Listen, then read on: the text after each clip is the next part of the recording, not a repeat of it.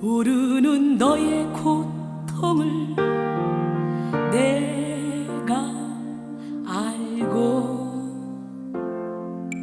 아무도 알지 못한 너의 아픔을 나는 아노라. 모두 네가 너를 버려도 나는 너를 사랑하노라. 너의 쓰라린 상처 내가 싸매주리라. 너의 아픈 고통을 내가 치료하리라. 너의 많은 눈물을 내가 보았으므로 이제는 너에게 기쁨과 평안 반드시 안겨주리라. 사무엘상 28장 3절로 8절 말씀 함께 보겠습니다. 사무엘상 28장 3절로 8절 말씀. 사무엘이 죽었으므로 온 이스라엘이 그를 두고 슬피 울며 그의 고향 라마에 장사하였고 사울은 신접한 자와 박수를 그 땅에서 쫓아내었더라. 블레셋 사람들이 모여 수넴에 이르러 진침해 사울이 온 이스라엘을 모아 길보아에 진쳤더니 사울이 블레셋 사람들의 군대를 보고 두려워서 그의 마음이 크게 떨린지라. 사울이 여호와께 묻자오되 여호와께서 꿈으로도 우림으로도 선지자로도 그에게 대답하지 아니하시므로 사울이 그의 신하들에게 이르되 나를 위하여 신접한 여인을 찾으라. 내가 그리로 가서 그에게 물으리라 하니 그의 신하들이 그에게 이르되 보소서 엔들에 신접한 여인이 있나이다. 사울이 다른 옷을 입어 변장하고 두 사람과 함께 갈새 그들이 밤에 그 여인에게 이르러서는 사울이 이르되 청하노니 나를 위하여 신접한 술법으로 내게 말하는 사람을 불러 올리라. 오늘 설교 제목은 망상의 시간을 떠나 십자가 앞으로라는 제목입니다. 너무도 많은 사람들이 망상의 세계에 빠져 살아갑니다. 그래서 이 망상이 참 얼마나 무서운지. 근데 문제는 너도 나도 할 것 없이 모두가 다 망상에 빠져 있다는 거죠. 여러분의 영적인 상태를 점검해 보면서 오늘 말씀을 나눌 때에 이 말씀 어서 들어보기도 힘든 그런 말씀이에요. 정말 은혜가 되는 말씀. 여러분 모두가 다 은혜 받으시고 망상에서 벗어나서 빠져나와서 십자가 앞으로 돌아오기를 바랍니다. 그럴 때 여러분은 기적의 주인공이 됩니다. 오늘 설교 제목은 망상의 시간을 떠나 십자가 앞으로라는 제목인데요. 망상의 사전적 의미는 이치에 맞지 아니한 망령된 생각을 하는 겁니다. 또 근거가 없는 주관적인 신념, 사실의 경험이나 논리에 의하여 점검되지 아니한 믿음입니다. 오늘 본문의 주인공 사울은 이 헛된 망상 속에 빠져서 결국 인생을 파멸로 마친 비극의 주인공이죠. 오늘 본문을 설명하자면 오늘 본문은 사울이 어느 정도 심각한 망상에 빠졌는지를 단적으로 보여주는 그런 모습입니다. 3절에 보면 사무엘이 죽은 즉시 신접한 자와 박수를 이스라엘 내에서 추방시킵니다. 멋있지 않습니까? 겉으로 보기에는 정말 하나님을 의뢰함으로 종교개혁을 단행한 것처럼 이렇게 보입니다. 우리 하나님은 누구 하나님? 진짜? 정말 어떻게 보면 이렇게 사무엘이 죽은 즉시요 바로 신접한 자와 박수를 다 이스라엘 내에서 추방시켜요. 겉으로 보기에 하나님을 의뢰하는 종교개혁을 단행한 것처럼 보입니다. 사실 사무엘에게 행했던 백성들의 마음을 결국은 자신에게 돌리기 위한 정치적인 의도에서 비롯된 것입니다. 따라서 오늘 본문 7절에서 사울은 내쫓았던 신접한 여인을 다시 찾습니다. 그리고 찾아갑니다. 이것만 봐도 사울이 얼마나 가식적인 종교개혁을 단행했는지를 알 수가 있죠. 고난이 오니까 블레셋 군대가 쳐들어오려고 하니까 두려워 떨어요. 그러니까 다시 하나님을 의지하기보다는 그 신접한 여인을 의지하는 거죠. 그의 중심은 이미 하나님을 떠나 있었고 그의 내면은 영적으로 매우 병들어 있었기 때문에 전혀 분별이 없었어요. 그래서 신접한 여인을 불러서라도 그 자기의 스승, 자기가 믿었던 사무엘을 불러내서 한번 얘기를 해보고 싶은 거예요. 따라서 하나님은 그에게 꿈으로도 우림으로도 선지자로도 만나줄 수가 없었죠. 그는 신접한 여인에게 사무엘의 영을 불러달라고 부탁하고 있습니다. 그야말로 그는 하나님 앞에서 넘지 말아야 될 그런 죄의 강을 건너고 있습니다. 그는 죄악의 쓴뿌리로 인하여 점점 망상의 세계로 더 깊이 빠져 들어가고 있습니다. 사탄은 우는 사자처럼 두루다니며 삼킬자를 찾고 어떻게 하면 영성 훈련을 받지 못하게 해서 계속적으로 망상의 세계에 빠져 살게 할까? 헛된 시간을 낭비하게 할까? 사탄은 어떻게든지 이렇게 우리를 넘어뜨리려고 한다는 거지. 그렇기 때문에 어떤 계기로 인해서 내가 넘어지고 자빠지고 쓰러진다 할지라도 우리는 절대로 어둠의 영에 시들리지 말고 앞만 바라보고 달려가야 될 줄로 믿습니다. 8절을 보면 사울은 단 2사람만을 데리고 밤에 신접한 여인을 은밀하게 찾아가요. 변장을 하고. 여기서 밤이라는 시간적 배경이 의미하는 것은 사울의 영적인 상태를 말하는 거죠. 밤에 해당하는 히브리어 라일은 휘감다라는 뜻의 동사 룰에서 유래한 단어로 어둠과 적막이 휘감고 있는 시간을 말합니다. 이처럼 어둠에 둘러싸인 한밤중에 접신녀를 찾은 사울의 행동을 통해 우리는 그의 내면이 얼마나 영적으로 어둠과 죄책감으로 가득 차 있었는지 추측해 볼 수가 있습니다. 사울은 시작이 매우 아름다운 사람이었습니다. 처음엔 그 누구보다도 겸손해서 하나님의 눈에 발견되어 초대 이스라엘의 왕이 됐잖아요. 그러나 그는 교만과 욕심, 수많은 죄의 쓴뿌리를 주님 앞에서 해결받지 못하고 그 속에 악을 점점 키워만 가다가 결국 오늘 본문과 같은 무시무시한 죄악을 저지르고 말았습니다. 우리는 오늘 사울이 이토록 망령된 생각을 하며 망상에 빠지게 된 이유에 대해서 알아보고 우리의 삶을 돌아보아 모든 망령된 생각, 이 망상에서 벗어나는 지혜로운 성도가 되어야 될 줄로 믿습니다. 그래서 망상에 빠져 허비하는 옛사람의 옷을 온전히 벗고 하나님의 영광만을 위한 삶, 하나님의 뜻을 이루어드리는 삶, 그 삶을 살기 위해서 우리는 변화되어야 돼요. 새 사람의 옷을 입어야 돼요. 로마서 12장 2절에 너희는 이 세대를 본받지 말고 오직 마음을 새롭게 함으로 변화를 받아 하나님의 선하시고 기뻐하시고 온전하신 뜻이 무엇인지 분별하도록 하라. 세월이 악합니다. 세월이 유수같이 흐릅니다. 우리는 언제 죽음을 맞이할지 모릅니다. 지금 내 자신과의 싸움 때문에, 자존심 싸움 때문에 몸부림치고 있을 때가 아닙니다. 지금은 하늘에 상급을 쌓아야 될 때입니다. 지금은 내가 구원을 받느냐 못 받느냐 그거 가지고 실갱이 할 때가 아닙니다. 빨리 나는 십자가에 죽고 예수 안에 살아서 구원의 확신을 가지고 선한 일을 많이 해서 주님이 언제 오라게도 갔을 때 하나님 주시는 그 상급을 받고 영원토록 행복하게 사는 그 삶을 준비할 때입니다. 할렐루야. 해의 영광 다르고 달의 영광 다르고 별의 영광 다르고 별과 별의 영광이 다르다 그랬잖아요. 이와 같이 죽은 자의 부활도 마찬가지래요. 육의 몸으로 신고 신령한 몸으로 거둬야 됩니다. 약한 것으로 신고 강한 것으로 거둬야 됩니다. 욕된 것으로 신고 영광스러운 몸으로 거둬야 됩니다. 육의 몸이 있어야 영의 몸도 있는 거예요. 이 얘기는 고린도전서 15장 40절로 44절 말씀입니다. 여러분, 사울의 시작은 참 아름다웠어요. 겸손했어요. 그러나 그가 죄악된 이 쓴뿌리를 해결받지 못하고 나니까 확 시기와 질투가 올라오면서부터 이상한 사람으로 막 변하기 시작합니다. 그러게 처음부터 악한 사람은 하나도 없어요. 처음부터 모든 사람은 다 대해보면 다 착하고 순합니다. 그런데 환경이 사람들을 악하게 만들어요. 환경이. 그런데 악하게 가시게 옷을 자꾸 입으면서 자기를 감추면서 강한 척하며 살아가다 보면 나중에는 자기가 누구인지도 모른다는 거지. 오늘날 자기가 누구인지도 모르면서 살아가는 사람이 얼마나 많은지 모릅니다. 여러분, 사울의 망상장애에 대한 이야기를 본격적으로 하기에 앞서서 심리학적으로 망상을 어떻게 정의하고 있으며 그 특징은 무엇인지 오늘 알아보기를 원합니다. 망상장애는 정신병적 질환으로 분류되는데요. 환자의 현실, 판단력에 장애가 생겨서 생기는 그런 질환을 의미합니다. 망상은 현실에 맞지 않은 잘못된 생각이에요. 망상은 실제 사실과 다르고 논리적인 설명으로 인정되지 않고 교육 정도나 문화적인 환경에 걸맞지 않는 잘못된 믿음 또는 생각입니다. 한마디로 망상은 부적절하고 터무니없는 근거를 바탕으로 한 확고한 믿음을 말하는 거예요. 오늘 이 시간에 여러분 모두가 다 치료받기를 원합니다. 그래서 사탄이 여러분의 몸을 이용하지 못하도록, 사탄도 이렇게 초자연적인 능력을 우리 몸을 통해 행한다는 거.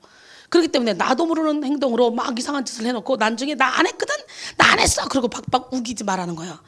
여러 사람이 네가 이런 행동을 한 걸 내가 들었어. 그러면 내가 망상의 세계에서 나도 모르게 그런 행동을 했구나. 그걸 인정하고 고치려고 노력을 해야지. 자기는 망상의 세계에 있었기 때문에 자기가 해놓고도 뭘 했는지도 몰라. 그래놓고 안 했다가 벅벅 우기면 되겠습니까? 그러면 고쳐질 수가 없어요. 아닌데도 불구하고 사람들이 네가 이렇게 했거든. 그러면 어머 세상에, 나도 모르게 무의식 세계에서, 망상의 세계에서 내가 그런 행동을 했고 그런 말을 했구나. 미안해. 나를 위해 기도해줘. 그래서 이거를 인정하고 고치려고 노력해야 고쳐주는 거야. 근데 그걸 다 모른 척하고 변호사를 딱 두어가지고 나 그런 적 없어, 나 그렇게 한 적 없어. 그리고 오히려 뒤통수 때리는 그런 사람들이 있더라 이거예요. 오늘 여러분 깨닫기를 바랍니다. 할렐루야. 예. 요즘 망상장애라는 용어를 많이 사용하지만 과거에는 이 질환을 편집증이라 불렀습니다. 망상성 성격 장애를 가진 사람들은 항상 타인이 악한 의도를 가지고 있다고 근거 없이 오해하고 의심하는 것이 특징이에요. 이들은 자신을 지키기 위해 더욱더 방어적이고 냉정한 태도를 취하기도 합니다. 그리고 자신이 옳다는 가치관이 굉장히 확고해서요, 대화나 의사소통 자체가 불가능합니다. 또 겉으로는 대화가 되는 것처럼 보여도 속으로는 악감정을 품고 늘 상대가 자신을 공격한다는 그런 인식이 강합니다. 따라서 망상증이 있는 사람은요, 주변의 사람을 끊임없이 괴롭게 만들기 때문에 사람들은 이들을 피하게 되죠. 안타깝게도 이런 환자들은요, 상담 치료를 권해도 자신의 문제를 전혀 인정하지 않기 때문에 오히려 상담을 해주는 의사까지도 의심해서 돌팔이로 몰아버리기도 합니다. 영적인 의사인 영적인 안내자의 말도 따르지 않습니다. 오히려 공격합니다. 예, 이런 망상장애는 영적인 질병으로서 오직 하나님만이 온전하게 고쳐줄 수 있어요. 이 시간 하나님 앞에 나와 온전히 치료받는 우리 모두가 되기를 바랍니다. 예, 이 망상성 성격장애를 진단하는 의학적 기준이 있습니다. 여러분도 이 시간 진단해 보기 바랍니다. DSM-4TR 진단 기준이라고 하는데요, 충분한 증거 없이 타인들이 자신을 착취, 상해 또는 속인다고 의심한다. 경험해봤습니까? 또 친구나 동료의 성실성이나 신용에 대한 부당한 의심에 집착한다. 정보가 자신에게 악의적으로 사용될 것이라는 확인되지 않은 두려움으로 터놓고 얘기하기를 꺼려한다. 온정적인 말이나 어떤 사건을 자신의 가치를 깎아내리려고 하거나 위협적 의미가 감추어져 있는 것으로 해석한다. 부드럽게 자기를 위해서 말을 해도 자기의 가치를 깎아내리려고 한다는 거예요. 그것이 숨겨 있다고 느낀다는 거예요. 또 지속적으로 원한을 품는다. 모욕, 상해, 경멸을 용서하지 않아.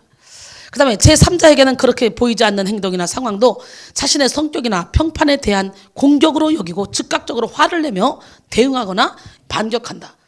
그러니까 지금 다른 얘기를 하는데 자기한테 하는 줄 알고 막 화를 내고 반격하는 거, 이거 다 장애 환자들이에요. 망상장애 환자들. 여기 많습니다 지금. 정당한 이유 없이 배우자나 성적 파트너의 정절에 대해서 반복적으로 의심한다. 이 의심마귀, 이것도요 망상장애입니다. 여러분 어떻습니까? 정도의 차이가 있을 뿐 여러분 안에도 이런 망상의 증상이 존재하고 있지 않은지 한번 확인해 보세요. 다 있을 겁니다. 이제 망상적 성격 장애에 대해서 알아보겠는데요. 예, 망상적 성격 장애 요령을 살펴보면 색정망상이라 있어요. 색정망상 혹은 애정망상. 이 유형의 주된 망상은 자신이 누군가에 의해서 사랑받고 있으며 또는 신분이 높은 사람과 사랑에 빠졌다고 믿는 망상이죠. 따라서 환자는 그 상대방과 접촉하기 위해서 노력하는데 대개 전화, 선물, 편지, 방문, 심지어 미행까지도 시도합니다. 예, 이 증상은 대개 남성보다는 여성이 많다고 합니다. 특히 연예인과 같은 유명 인사들이 이런 환자들에게 많은 괴롭힘을 당하기도 한다 그래요. 옛날에 우울증 환자가, 굉장히 심각한 우울증 환자가 있었어요. 정신병원에 오래 있다가 나온 자매였는데요. 이 자매가 계속 쭈쭈를 먹여요. 막 이렇게 쭈쭈를 먹이는 신용하면서 막 애기를 엉덩이를 두드려주면서 막 웃어요.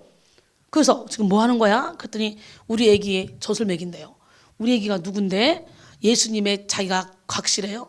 그래서 예수님의 아기를 낳대요. 그래서 예수님의 아기를 젖을 먹이고 있대요. 그러니까 망상 속에 빠져서 다른 세계에 빠져서 자기가 진짜 예수님의 아기 젖을 먹이는 것처럼 느끼는 거예요. 그 세계에 들어가면요 다른 세계가 있어요. 그래서 그 귀신들과 함께 놀고 함께 먹고 함께 잡니다. 그래서 어떤 사람은 아예 그냥 고등학교 때부터 귀신하고 같이 사는데 전혀 그 귀신이 자기한테 피해를 안 주기 때문에 그냥 쫓아낼 필요를 못 느낀다고 하더라고, 집사님 하나가. 그러니 막 가끔 막 혈기내고 짜증내고 막 주변 사람을 엉망진창 만들고 그러고 다니더라고요. 그런데도 그 귀신이 너무 자기하고는 친하게 지내기 때문에 그 귀신이 없으면 심심하대요. 그래서 시시때때로 귀신을 불러서 같이 논대요. 별 희한한 사람 다 있더라고. 예. 이 망상에는 모든 이성들이 자신을 사랑하고 있다든지 반대로 자신은 모든 이성을 사랑해야 될 그런 의무가 있다고 믿는 경우가 많습니다. 이 경우에 어떤 유명 탤런트나 배우가 자신을 너무 사랑하고 있어서 애정 표시를 여러 가지 방법으로 하고 있는데 자신에게만 보여주기 때문에 다른 사람들이 잘 모른다고 말하기도 한다 그래요. 착각 속에 빠진 사람 참 많죠. 그 다음에 과대망상. 이 유형의 주된 망상은 확대된 가치, 힘, 지식 그리고 정체감 또는 신격화된 인물이나 유명인과의 특별한 관계에 있다고 믿는 거예요. 이들은 자신이 남들이 모르는 위대한 재능이나 통찰력과 잠재력을 가졌거나 혹은 위대한 발견을 했거나 정부의 중요 직책을 맡고 있다고 착각합니다. 이 망상의 한 종류로 혈통망상이 있는데요. 이것은 자신의 신분은 고귀한 혈통에서 태어났다고 생각하는 망상이죠. 이 망상을 가진 사람들은 누군가 굉장히 중요한 사람과 특별한 관계에 있다고 믿기도 하는데 그 인물이 실제적인 인물일 수도 있고 혹은 가상의 인물일 수도 있습니다. 또 이런 증상의 일환으로 자신과 신과 매우 특별한 관계에 있다고 믿고 어떤 종교 집단의 가장 큰 지도자가 될 것이라고 믿는 그런 망상도 있습니다. 야, 기도 많이 한다는 사람이요 다른 세계에 살아요. 그래서 그랬잖아요. 차라리 전혀 이 영적인 세계 모르는 사람, 교회를 다녀도 영적인 세계 모르는 사람은 그냥 상식적으로 살아갑니다. 세상 사람과 똑같이. 세상 사람들은요 귀신이요 지네 밥이니까 건드리지 않습니다.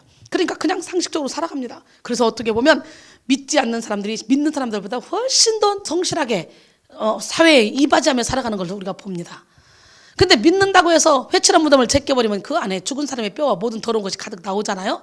마태복음 23장 25절 이하에 보니까 겉과 속이 같은 사람이 되라고 말하면서 회칠한 무덤 같으니 네 안에는 죽은 사람의 뼈와 모든 더러운 것이 가득하다 이렇게 말씀하시잖아요. 로마서 7장 9절에 보니까 전에 율법을 깨닫지 못했을 때는 내가 살았더니 계명의 이름에 죄는 살아나고 나는 죽었다 그러잖아요. 그렇기 때문에 우리가 예수를 믿고 십자가의 길을 가기로 결단하면 회칠한 무덤이 제껴집니다. 말씀의 빛이 세게 들어가면 조상 대대로 들어온 상처를 통해 환경을 통해 들어온 하다못해 원죄를 통해 들어온 이 어둠의 영, 무의식을 묻고 있는 어둠의 영들이 이 죄의 문제가 완전히 처리되지 않았다면 그 어둠의 영들이 확 올라오는 거예요. 그렇기 때문에 분별이 안 되는 거예요. 그래서 굉장히 논리적이고 이론적인 사람도 막 영적인 전쟁 들어가면 이상한 짓 막 해야 됩니다. 구더기 무서워서 장을 못 담그면 안 되죠. 그죠? 대청소를 하면 털어내야 되잖아요. 말씀의 빛에 들어와서 회칠한 무덤을 제껴야 됩니다. 그냥 회칠해버리면 무덤이 깨끗해 보이기 때문에 더러운 줄 몰라요. 이걸 제껴야 그 안에 어둠이 나오는 거지. 제껴서 어둠이 나오려고 하니까 그때 이상한 현상이 막 일어나는데 영분별이 있는 영적인 안내자를 잘 만나면 빨리 깨끗하게 수리를 받은 다음에 영혼에서 기쁨이 평강이 희락이 넘쳐나서 진리 안의 자유 가운데 세상의 빛과 소금의 칼을 감당하며 살게 되겠죠. 그러나 훌륭한 영적인 안내자를 못 만난다. 영적인 안내자라고 하면서 교만하면 사탄이 틈타요. 신접해버려요. 귀신의 영에 이끌림 받는 그런 지도자를 만나봐. 그러면 그 지도자를 그대로 따라갑니다. 그래서요 목사님이 행복하면 성도들도 행복하고요, 목사님이 혈기가 많으면 성도들도 혈기가 많고요, 목사님이 욕심이 많으면 성도들도 욕심이 많고요, 목사님이 베풀기 좋아하면 성도들도 베풀기 좋아하고 그렇더라고. 그래서 막 이단성이 있는 그런 목사들을 이렇게 보면 성도들도 똑같습니다. 그 영칼라가 100% 똑같습니다. 너무너무 신기해. 그래서 그들의 열매로 그들을 안다 그랬잖아요. 난 여러분 모두가 다 열매 맺는 삶을 살기를 소원합니다. 그래서 우리는 정신 바짝 차려야 됩니다. 그래서 천국 가는 문은 좁은 문이라고 그랬잖아요. 육적으로 그냥 살아 회칠한 무덤처럼 덮어놓고 가시게 옷을 입고 그렇다면 여러분 절대로 하나님을 만날 수 없어요. 마음이 청결한 자가 천국을 본다 그랬어요. 마음이 청결한 자. 힘들지만 그 과정은 힘들지만 수리해야 돼요. 박정희 대통령이 잘한 게 있잖아요. 경부선. 근데요 그 경부선을 뚫을 때 얼마나 많은 인력이 필요했으며 얼마나 많은 힘이 들었겠습니까? 얼마나 많은 먼지가 날렸겠습니까? 그러나 힘들지만 쫙 뚫어놨더니 얼마나 많은 사람들이 자유자재로 쉽게 왔다 갔다 할 수 있습니까? 저는 항상 일주일에 한 번씩 거기로 왔다 갔다 하잖아요. 그런 것처럼 우리 인생도 마찬가지예요. 회칠한 무덤을 그냥 놔두면 안 돼. 이걸 제껴서 거룩한 시온의 대로로 만들어야 돼. 하나님과 소통하는 영혼으로, 깨끗한 영혼으로 만들어야 돼. 그 만드는 과정이 어떤 사람은 나의 생각을, 이론을 내려놓고 하나님만 의지하면 빨리 고쳐지고, 어떤 사람은 계속적으로 고치려고 해도 끝까지 자기 이론을 내려놓지 못하면 고생만 하고 실컷 두드려 맞기만 하고 그냥 계속적으로 여기다가 어둠을 끌어들여서 어둠의 도구가 돼서 살다가 지옥으로 퐁당 빠진다는 거지. 우리 하나님은 말씀하십니다. 큰 집에는 금그릇과 은그릇과 질그릇과 나무그릇이 있다는 거예요. 근데 귀하게 쓰는 것도 있고 천하게 쓰는 것도 있는데 누구든지 이런 것에서 자기를 깨끗하게 하면 귀히 쓰는 그릇이 되어 거룩하고 주인의 쓰심에 합당하여 모든 선한 일을 준비함이 됨이라 그랬어요. 주인의 쓰심에 합당한 그런 삶을 살리는 여러분이 되기 위해서는 먼저 마음의 그릇을 비워야 됩니다. 그런데 오늘날 신앙생활을 해도요 어떻게 영적 전쟁 안 치르잖아요. 회칠한 무덤은 그냥 덮어놓고 육적으로 비유 맞추면서 그냥 살아가잖아요. 그러니까 평생을 신앙생활을 해도 사람들이 세상 사람과 다른 게 하나도 없잖아. 변한 게 없잖아. 오히려 더 이기적으로 바뀌잖아. 우리는요 철저히 나는 죽고 예수로 살아야 돼요. 깨져야 돼요. 부서져야 돼요. 무너져야 돼요. 할렐루야. 예, 우리가 정말 하나님의 은혜 속으로 깊이 들어가면요, 하나님은 상상하지도 못할 위대한 비전을 우리에게 주십니다. 그리고 그 하나님의 인도하심 속에 정말 위대한 지도자로 만들어 주십니다. 그러나 중요한 것은 우리가 전혀 하나님 앞에 쓰임받을 만한 준비가 되지 못했음에도 불구하고 악한 영이 주는 터무니없는 그런 응답, 혹은 자신의 생각을 하나님의 응답이라고 믿는 망상은 반드시 분별해야 됩니다. 할렐루야. 그 다음에 부정망상이 있어요. 따라합니다. 이 망상은 흔히 의처증, 의부증으로 불리는데요, 예, 배우자가 불륜을 저질러서 자신이 피해를 받고 있다고 비합리적으로 생각하는 것, 확실한 근거도 없는 상태에서 배우자가 불륜을 저질렀다는 그런 망상에 빠져서 배우자를 끊임없이 괴롭히는 것입니다. 여러분, 부정망상에 빠진 사람들은 자신의 망상이 진짜라고 믿기 때문에 배우자를 미행하거나 도청하는 등의 행위를 서슴지 않습니다. 그리고 원하는 대답을 듣기 위해 배우자에게 폭력을 가하기도 합니다. 망상은 정당한 이유 없이 배우자나 애인을 믿지 못하는 거예요. 이런 망상증에 걸린 사람은요, 상대의 옷차림이나 흐트러짐이나 점 같은 사소한 증거를 가지고 자신의 망상을 정당화시키죠. 얼마나 안타까운 삶입니까? 우리는 그 모든 것을 하나님께 맡기고 진리 안의 자유 가운데 거해야 돼요. 부부는 의심하면 할수록 더 큰 의심이 막 쌓이게 돼요. 왜? 사탄의 도구가 돼서 친밀함의 관계가 점점점 끊어지기 때문에 어떤 말을 해도 믿어주지 않는 거죠. 들어주지도 않는 거예요. 예, 바람을 피지 않는데도 자꾸만 의심하면, 어차피 내가 바람 폈다고 내가 의심을 받는 거, 까짓거 바람 피고 의심 받지 뭐. 그래, 진짜 바람에 필 마음이 전혀 없는데 너 바람 폈지, 너 바람 폈지, 너 바람 폈지, 그러면 애다 모르겠다 펴버려, 이렇게 되는 거예요. 그렇기 때문에 바람을 피는 남편, 바람을 피는 아내를 만났다 할지라도 내가 이혼할 거 아니면 난 당신이 그렇게 행동하지 않을 걸 난 믿어. 알면서도 나는 당신을 100% 믿어. 당신은 그럴 리가 없는 사람이야. 그리고 믿어주면요, 나중에 양심의 가책을 느껴서 못합니다. 그런데 안 하는데도 막 의심해가지고 너 그러고 왔지, 너 그러고 왔지, 내가 다 알아, 너 이러면 애다 모르겠다 해버려. 그러니까 친밀함의 관계가 점점 멀어지는 거죠. 점점 부정적인 관계가 형성이 되는 거예요. 그렇기 때문에 오늘 이 시간에 다시 한번 여러분은 지혜로운 성도가 되셔서, 혹시라도 남편이 아내가 바람을 핀다, 그 낌새가 느껴졌다, 그럴 때 어떻게 해야 돼? 하나님께 맡겨야 돼요. 던져. 하나님과 너와의 문제다. 그리고 나는 자유해야 돼요. 그리고 하나님께 기도해야 돼요. 하나님, 저가 깨닫게 도와주세요. 돌아오게 도와주세요. 그리고 그 배우자의 만족을, 필요를 채워주면 되는 거예요. 그러면 미안해서라도 돌아오게 돼 있어. 나는 그렇게 지혜로운 성도가 되길 원해요.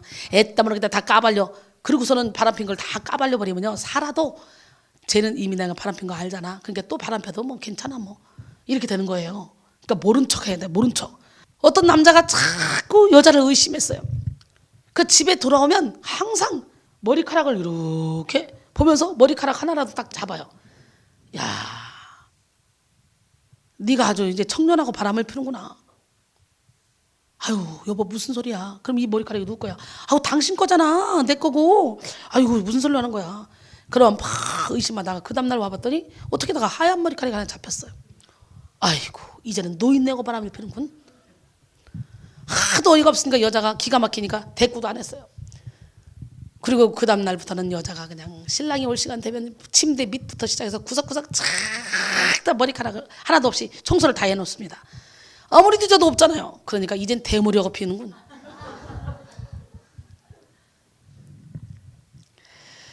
여러분, 상상 속의 부정을 밝혀내기 위해 배우자를 압박하는데 배우자가 외출하지 못하게 하기도 하잖아요. 그래서요, 못 나가게 하잖아.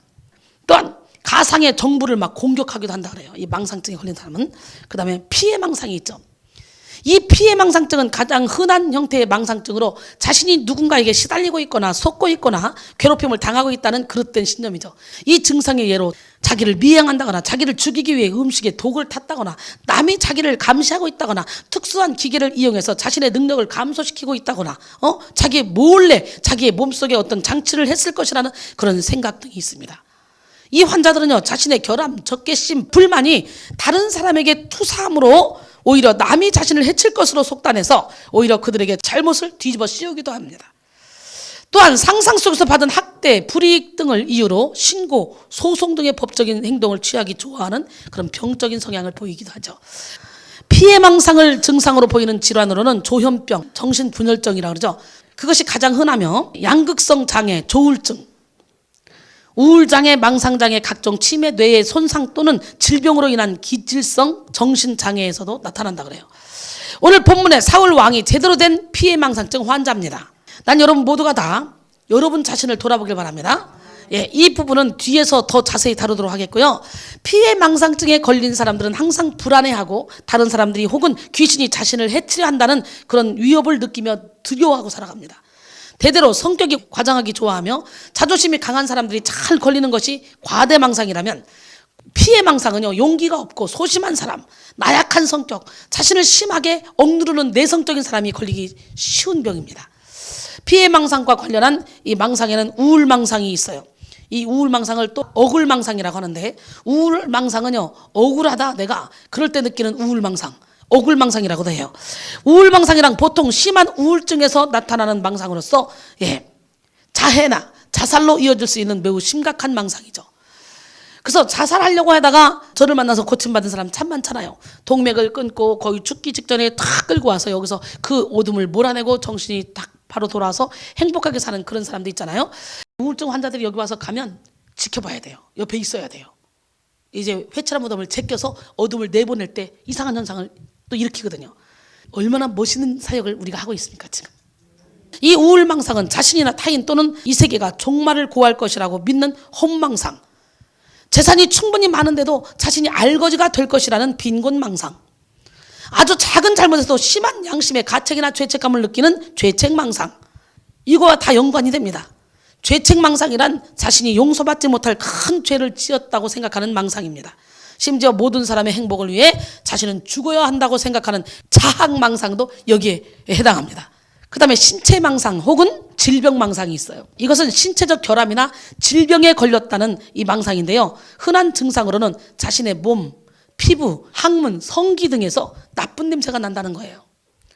또는 온몸에 벌레가 기어다니는 망상, 자신의 몸에 기생충이 산다는 망상, 자신의 신체의 일정 부위가 매우 추하며 기형적으로 생겼다고 믿는 망상, 신체의 특정 기능이 잘못되었다고 믿는 망상 등이 있습니다. 이들은 자신의 이러한 결함 때문에 사회 기능을 할 수 없다고 주장합니다.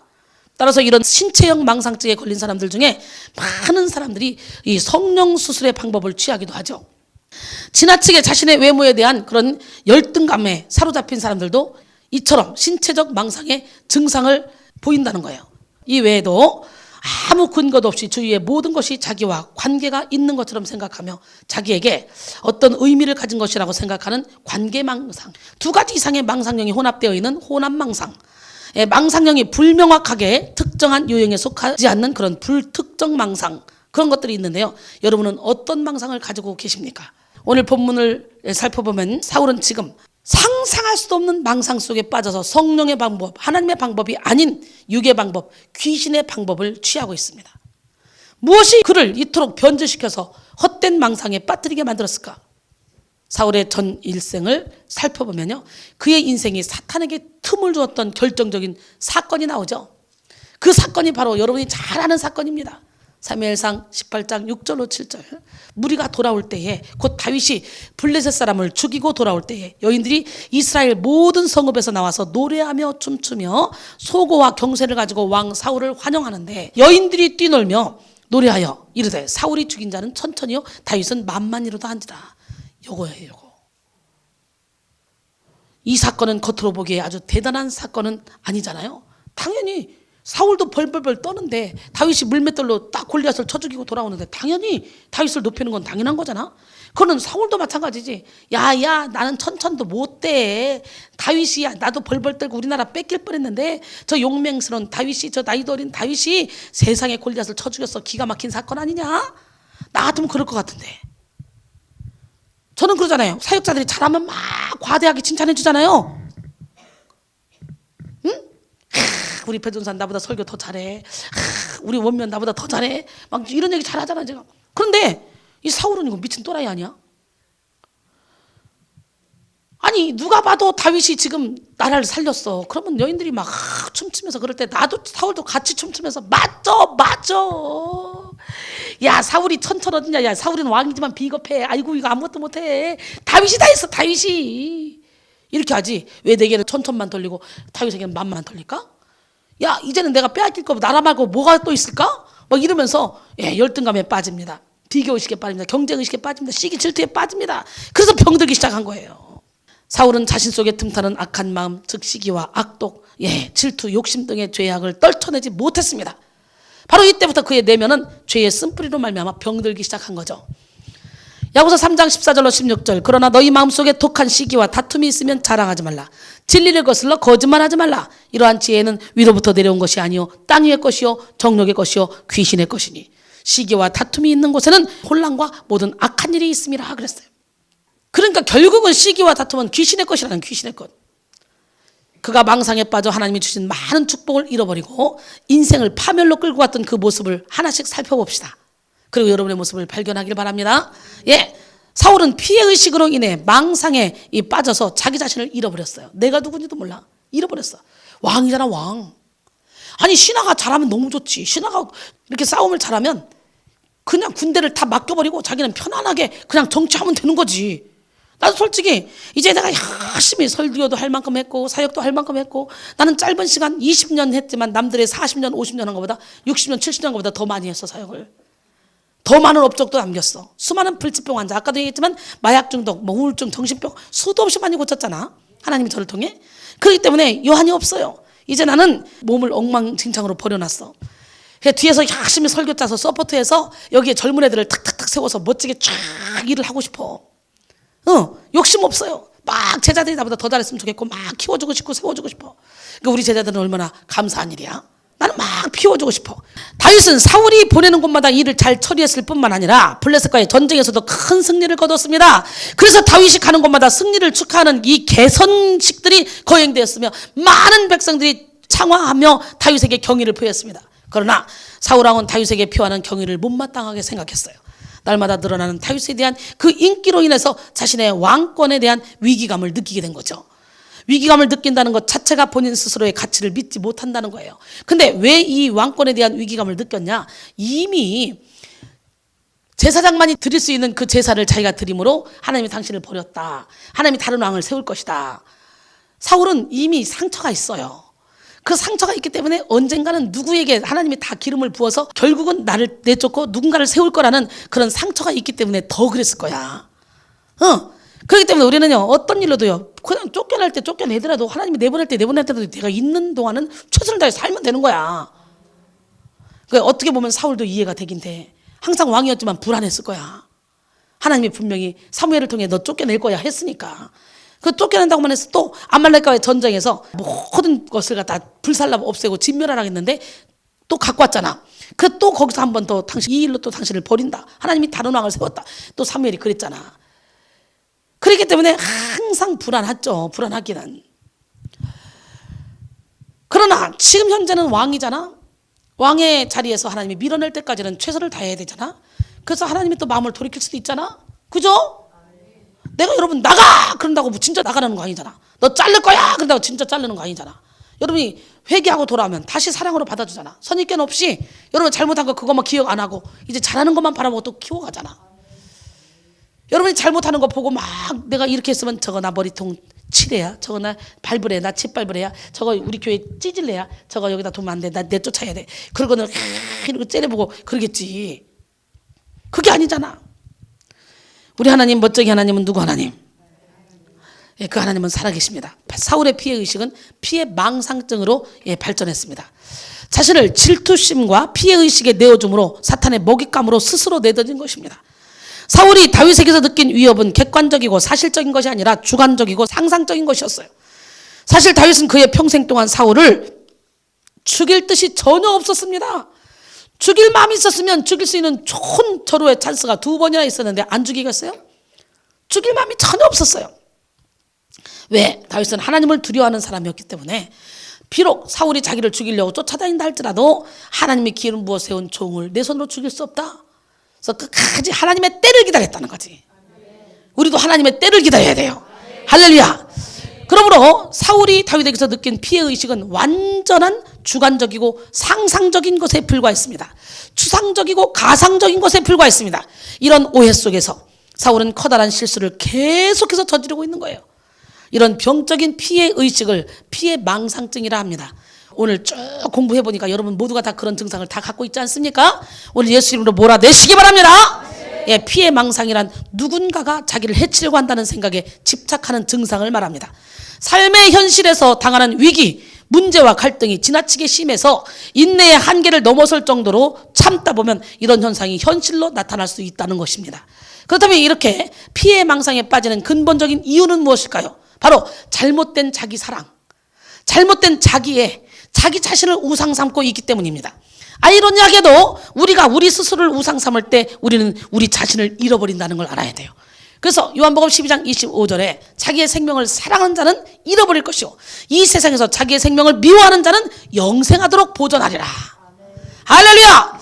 사울은 지나친 자기 우상을 버리지 못하고 피해의식에 사로잡혀서 결국 하나님이 만드신 자기 자신의 진짜 모습을 잃어버리고 맙니다. 모든 정신질환의 근본 이유는 자기 자신이 우상이 된 극도의 이기심에서부터 시작됩니다. 우리는 사울과 같은 인생의 비극을 피하기 위해서 나라는 우상을 철저하게 깨뜨려야 됩니다. 사실 상처를 입는 이유는 나 자신이 주인된 삶을 살기 때문에 그래요. 야고보서 1장 14절로 15절 오직 각 사람이 시험을 받는 것은 자기 욕심에 이끌려 미혹됨이니 욕심이 잉태한 즉 죄를 낳고 죄가 장성한 즉 사망을 낳느니라 그랬어요. 내가 무슨 일로 시험을 당했다면 각 사람은 자기 욕심에 이끌려 미혹되는 거예요. 할렐루야. 그러게 누구 탓할 게 아니에요. 오늘 이 말씀을 들으면서 여러분 이 망상증 다 고쳤죠? 여러분 엄청난 환자였죠? 그러니까 지금부터는 이제 내가 그런 말 한 적 없다고 박박 우기겠어? 안 우기겠어? 우기지만 여러분 자신도 모르게 무의식에서 툭툭툭 튀어나와서 상대방을 아프게 했고 그 상대방이 느끼는 그 감정 그것이 진짜 여러분의 모습이라는 걸 알아야 돼. 나는 그렇게 말했는데 왜 저 사람은 그렇게 알아듣지? 저 이상하네? 이게 아니란 말이야. 내적 치유의 정말 가장 중요한 설교 같아요. 이 설교는 몇 번 들어야 되겠지. 예수를 믿는다는 것은 예수님을 주인으로 모신다는 것인데 여전히 예수가 내 삶의 주인이 되지 못하기 때문에 상처의 지배를 받는 삶을 살아가는 거예요. 이 시간 철저히 자기 우상을 깨뜨립시다. 자기 애를 버립시다. 자기를 너무 사랑하고 자기를 우상 만들기 때문에 이런 여러 가지 망상증이 생기는 거예요. 그 다음에 사울은 시기와 질투로 인한 망상에 빠져서 사랑하는 사람을 잃어버리고 말죠. 쓴뿌리가 많은 사람은 상황을 있는 그대로 읽어내지 못하고 자신의 잣대에 맞추어 읽어냅니다. 그러게 상황 파악을 할 수 없고 소통을 할 수도 없습니다. 항상 자신 속에 쓴뿌리의 필터를 걸쳐 상황을 인식하고 바라보죠. 특히 시기와 질투의 쓴뿌리가 가득한 사람은 상대의 마음을 왜곡해서 해석하고 잘 의심합니다. 한마디로 매사에 분별력이 없습니다. 다윗은 처음부터 자신이 사울을 제치고 왕이 되어야겠다는 그런 마음은요 갖지도 않았어요. 그러나 사울은 시기와 질투의 쓴뿌리로 인해서 마음이 혼미하여 다윗이 자신의 왕위를 빼앗을 것이라고 이렇게 의심하며 그 일에 대해서 두려워하고 있습니다. 사무엘상 18장 8절에 사울이 그 말에 불쾌하여 심히 노하여 이르되 다윗에게는 만만을 돌리고 내게는 천천만 돌리니 그가 더 얻을 것이 나라 말고 무엇이냐 그럽니다. 사울의 시기는 그의 더 얻을 것이 나라 말고 무엇이냐 이 말을 통해서 발견되죠. 다윗은 사울 왕에 대해 충심이 가득한 신하였습니다. 그러나 그 속에 쓴뿌리로 인해서 충심으로 가득한 다윗을 사울은 역적으로 만드는 실수를 저지르고 말았습니다. 여러분은 어떻습니까? 여러분들도 누군가에 대한 시기심으로 인해서 필요 이상의 악심과 의심을 품은 적이 있지는 않습니까? 그래서 상대방에게 심적 고통과 부담을 느끼게 만든 적은 없습니까? 그러나 시기와 질투는 상대를 괴롭히고 이전에 자기 자신의 영혼을 무너뜨린다는 사실을 알아야 돼요. 잠언 14장 30절에 보니까 평온한 마음은 육신의 생명이나 시기는 뼈를 썩게 하느니라 그랬어요. 시기와 질투는 하나님께로부터 온 것이 아니고 세상의 것이요 정욕의 것이요 마귀의 것이라 그랬잖아요. 그러게 이 시간 여러분 속에 있는 시기와 질투의 쓴뿌리를 온전히 다 제거받기를 바랍니다. 만군의 여호와의 이름으로 당당히 나아가 물맷돌로 골리앗을 쓰러뜨린 다윗은 사울에게 있어서 보배로운 가장 귀한 신하였습니다. 국가적인 위기가 시급한 전쟁터에서 필요했고 궁중에서도 필요했습니다. 또한 악신이 내린 사울을 진정시키기 위해서 수금을 타서 사울의 병을 치료하기도 한 다윗입니다. 국사를 논할 때 다윗은 누구보다도 지혜로운 충고자였습니다. 다윗은 누구보다도 무엇보다도 신앙이 깊고 하나님을 사랑했던 기도와 믿음의 사람이었습니다. 영감의 사람이었습니다. 사울 곁에 꼭 있어야 될 사람, 하다못해 자기 딸 미간의 신랑이었습니다. 그럼에도 불구하고 사울의 분노는 자기 곁에 필요한 다윗을 떠나게 했어요. 사위를 떠나게 했습니다. 사무엘상 18장 13절에 그러므로 사울이 그로 자기를 떠나게 하고 천부장을 삼음에 그가 백성 앞에 출입했다 그래요. 여러분, 우리의 잘못된 분노로 훌륭한 우리의 이웃들이 우리 곁을 떠나고 있지는 않습니까? 좋은 동력자들이 떠나고 좋은 친구들이 떠나고 심지어는 부모가 떠나고 형제 자매도 떠나고 남편도 떠나고 자녀도 떠나가게 만들고 있지는 않습니까? 사람들은요, 누구든지 화내는 사람 곁에 있고 싶어 하지 않습니다. 혹시 몸은 같이 있다 해도 마음이 떠날 수 있잖아요. 예, 오늘날 많은 부부들이 상처로 인해 마음이 천리말리 떠나서 한 이불 속에 남남처럼 살아가고 있습니다. 여러분은 어떻습니까? 이렇게 분노는 인간관계를 망치게 하는 그런 치명적인 폭탄과도 같은 것입니다. 그 다음에 사울은 두려움과 단절감으로 인한 망상에 빠져서 하나님을 잃어버려요. 두려워서 그 마음이 크게 떨린지라. 블레셋 군대가 쳐들어온다는 그 소식을 듣고 두려워서 그 마음이 떨렸다는 거예요. 사울의 마음은 큰 두려움으로 인해 망상에 빠집니다. 그가 하나님을 의지하지 않고 인간적 판단을 앞세운 결과죠. 두려움의 의미를 담고 있는 히브리어 야레와 하라드는 모두 떨다, 전율하다, 진동하다, 두려워하다라는 뜻을 가지고 있습니다. 이런 유사한 단어를 반복 사용한 이유는 그의 두려움을 강조하기 위함이죠. 또 여기서 매우 심히를 뜻하는 메오드는 두려움을 뜻하는 두 단어를 수식하여 사울의 떨림이 얼마나 심했는지를 보여줍니다. 두려움의 망상에 빠져 하나님을 잃어버린 사울은 급기야 가증스러운 행동을 저지르게 되죠. 사무엘상 28장 27절에 보니까 사울이 그의 신하들에게 이르되 나를 위하여 신접한 여인을 찾으라. 내가 그리로 가서 그에게 물으리라. 여기서 찾으라에 해당하는 바케슈는요, 여러 사람을 동원하여 찾고 있으며 또 찾지 않으면 안 된다는 사울의 절박한 심정을 잘 표현합니다. 이로써 그의 하나님을 향한 믿음이 얼마나 형식적이며 이제 그의 마음이 얼마나 강팍해졌는가가 다 판명됩니다. 그는 자신의 욕망과 교만에 쌓여 이제껏 자신을 선하게 인도하셨던 하나님을 잃어버렸어요. 인간의 생사화복을 주장하시는 하나님을 향한 믿음이 사라지니 그의 마음이 온통 불안으로 사로잡혔습니다. 그는 자신이 왕의 자리에서 물러나게 되고 다윗이 곧 왕위를 차지하게 되는 일이 심히 두려웠습니다. 그의 눈에는 하나님도 보이지 않고 자신이 이미 받은 은혜와 축복도 보이지 않았습니다. 그래서 자신 속의 육체의 소욕에 사로잡혀 점점 더 악한 영의 도구가 되었죠. 성령은 두려움의 공간에서 일하시는 분이 아닙니다. 성령님이 계신 곳은 두려움이 역사할 수 없습니다. 두려움은 마귀의 공격 방법이고 마귀에게 노출되었다는 증거입니다. 오늘 예수 이름으로 두려움을 물리치길 바랍니다. 지금 사울은 마귀에게 노출되어 심하게 두려워하고 있습니다. 그래서 무당을 찾아가서 그 무당 앞에 왕으로서의 권위도 다 잃어버린 채 벌벌 떨고 있습니다. 사랑하는 성도 여러분, 우리는 두려움이 찾아올 때 성령의 능력으로 맞서 싸워야 됩니다. 성령의 사람은 두려움이 찾아와도 그 두려움을 뛰어넘습니다. 죽음도 성령의 사람을 두렵게 할 수 없습니다. 영적인 사람들은 구체적으로 행복한 삶을 살아갑니다. 그러므로 우리는 하나님의 온전한 사랑 안에 머물며 두려움을 내쫓기를 바랍니다. 두려움을 대적하길 바랍니다. 두려움은 무서운 죄악이기 때문에. 왜? 계시록 21장 8절에 보니까 그러나 두려워하는 자들과 믿지 아니하는 자들과 흉악한 자들과 살인자들과 음행하는 자들과 점술가들과 우상 숭배자들과 거짓말하는 모든 자들은 불과 유황으로 타는 못에 던져지리니 이것이 둘째 사망이라 그랬어요. 우리는 두려워하는 거, 거짓말하는 거 별거 아니라고 생각하지만 이거는 우상 숭배죄와 같은 죄, 사망에 떨어질 죄라는 거예요. 무서운 죄라는 거예요. 왜 두려워? 하나님 믿지 못하니까 두려워하는 거예요. 예수 이름으로 두려움은 떠나가라. 시작. 사울은 두려움을 몰아내지 못했습니다. 그저 두려움에 노출되고 두려움에 지배당했으며 두려움에 압도됐습니다. 그런데 사실 두려움은 예고 없이 찾아오지 않습니다. 운전을 하다가 기름이 바닥나면 경고등이 들어오는 것처럼 우리의 신앙에도 경고등이 켜지는 순간이 있습니다. 경고등이 딱 들어오면, 고속도로에서 경고등이 들어오면 두렵잖아요. 바로 차가 서면 어떡하지? 큰일 났다. 어떡하지? 몇 킬로 가야 기름을 넣을 수 있지? 가다가 중단하면 어떡하지? 그런 두려움이 오잖아요. 저도 그런 두려움을 느껴봤어요. 근데 영적인 세계도 마찬가지인데 이 많은 사람들이 경고등을 무시하고 살아간다는 거지. 사실 경고등을 무시한다고 당장 표시가 나는 것은 아닙니다. 왜? 차도 기름이 다 됐다고 당장 멈추는 건 아니잖아요. 차 종류에 따라서 30km에서 70km까지, 제 차는 70km 더 갈 수 있다고 하더라고요. 종류에 따라서 이렇게 더 가기도 합니다. 하지만 언젠가는 멈추죠. 반드시 멈출 때를 우리가 직면하게 됩니다. 그러므로 경고등이 켜지면 빨리 기름을 넣어야 돼요. 신앙의 경고등이 켜졌다면 빨리 믿음에, 예배에, 기도에 기름을 채워야 돼요. 할렐루야. 예. 기도의 기름, 말씀의 기름, 은혜의 기름으로 가득가득 채워놔야 돼요. 이 시간 신앙의 경고등이 켜지지 않도록 성령의 기름 부음을 충만히 받는 여러분 모두가 되기를 바랍니다. 디모데서 1장 7절에 하나님이 우리에게 주신 것은 두려워하는 마음이 아니요 오직 능력과 사랑과 절제하는 마음이니. 시편 27편 1절에 여호와는 나의 빛이요 나의 구원이시니 내가 누구를 두려워하리요. 여호와는 내 생명의 능력이 되시니 내가 누구를 무서워하리요. 할렐루야.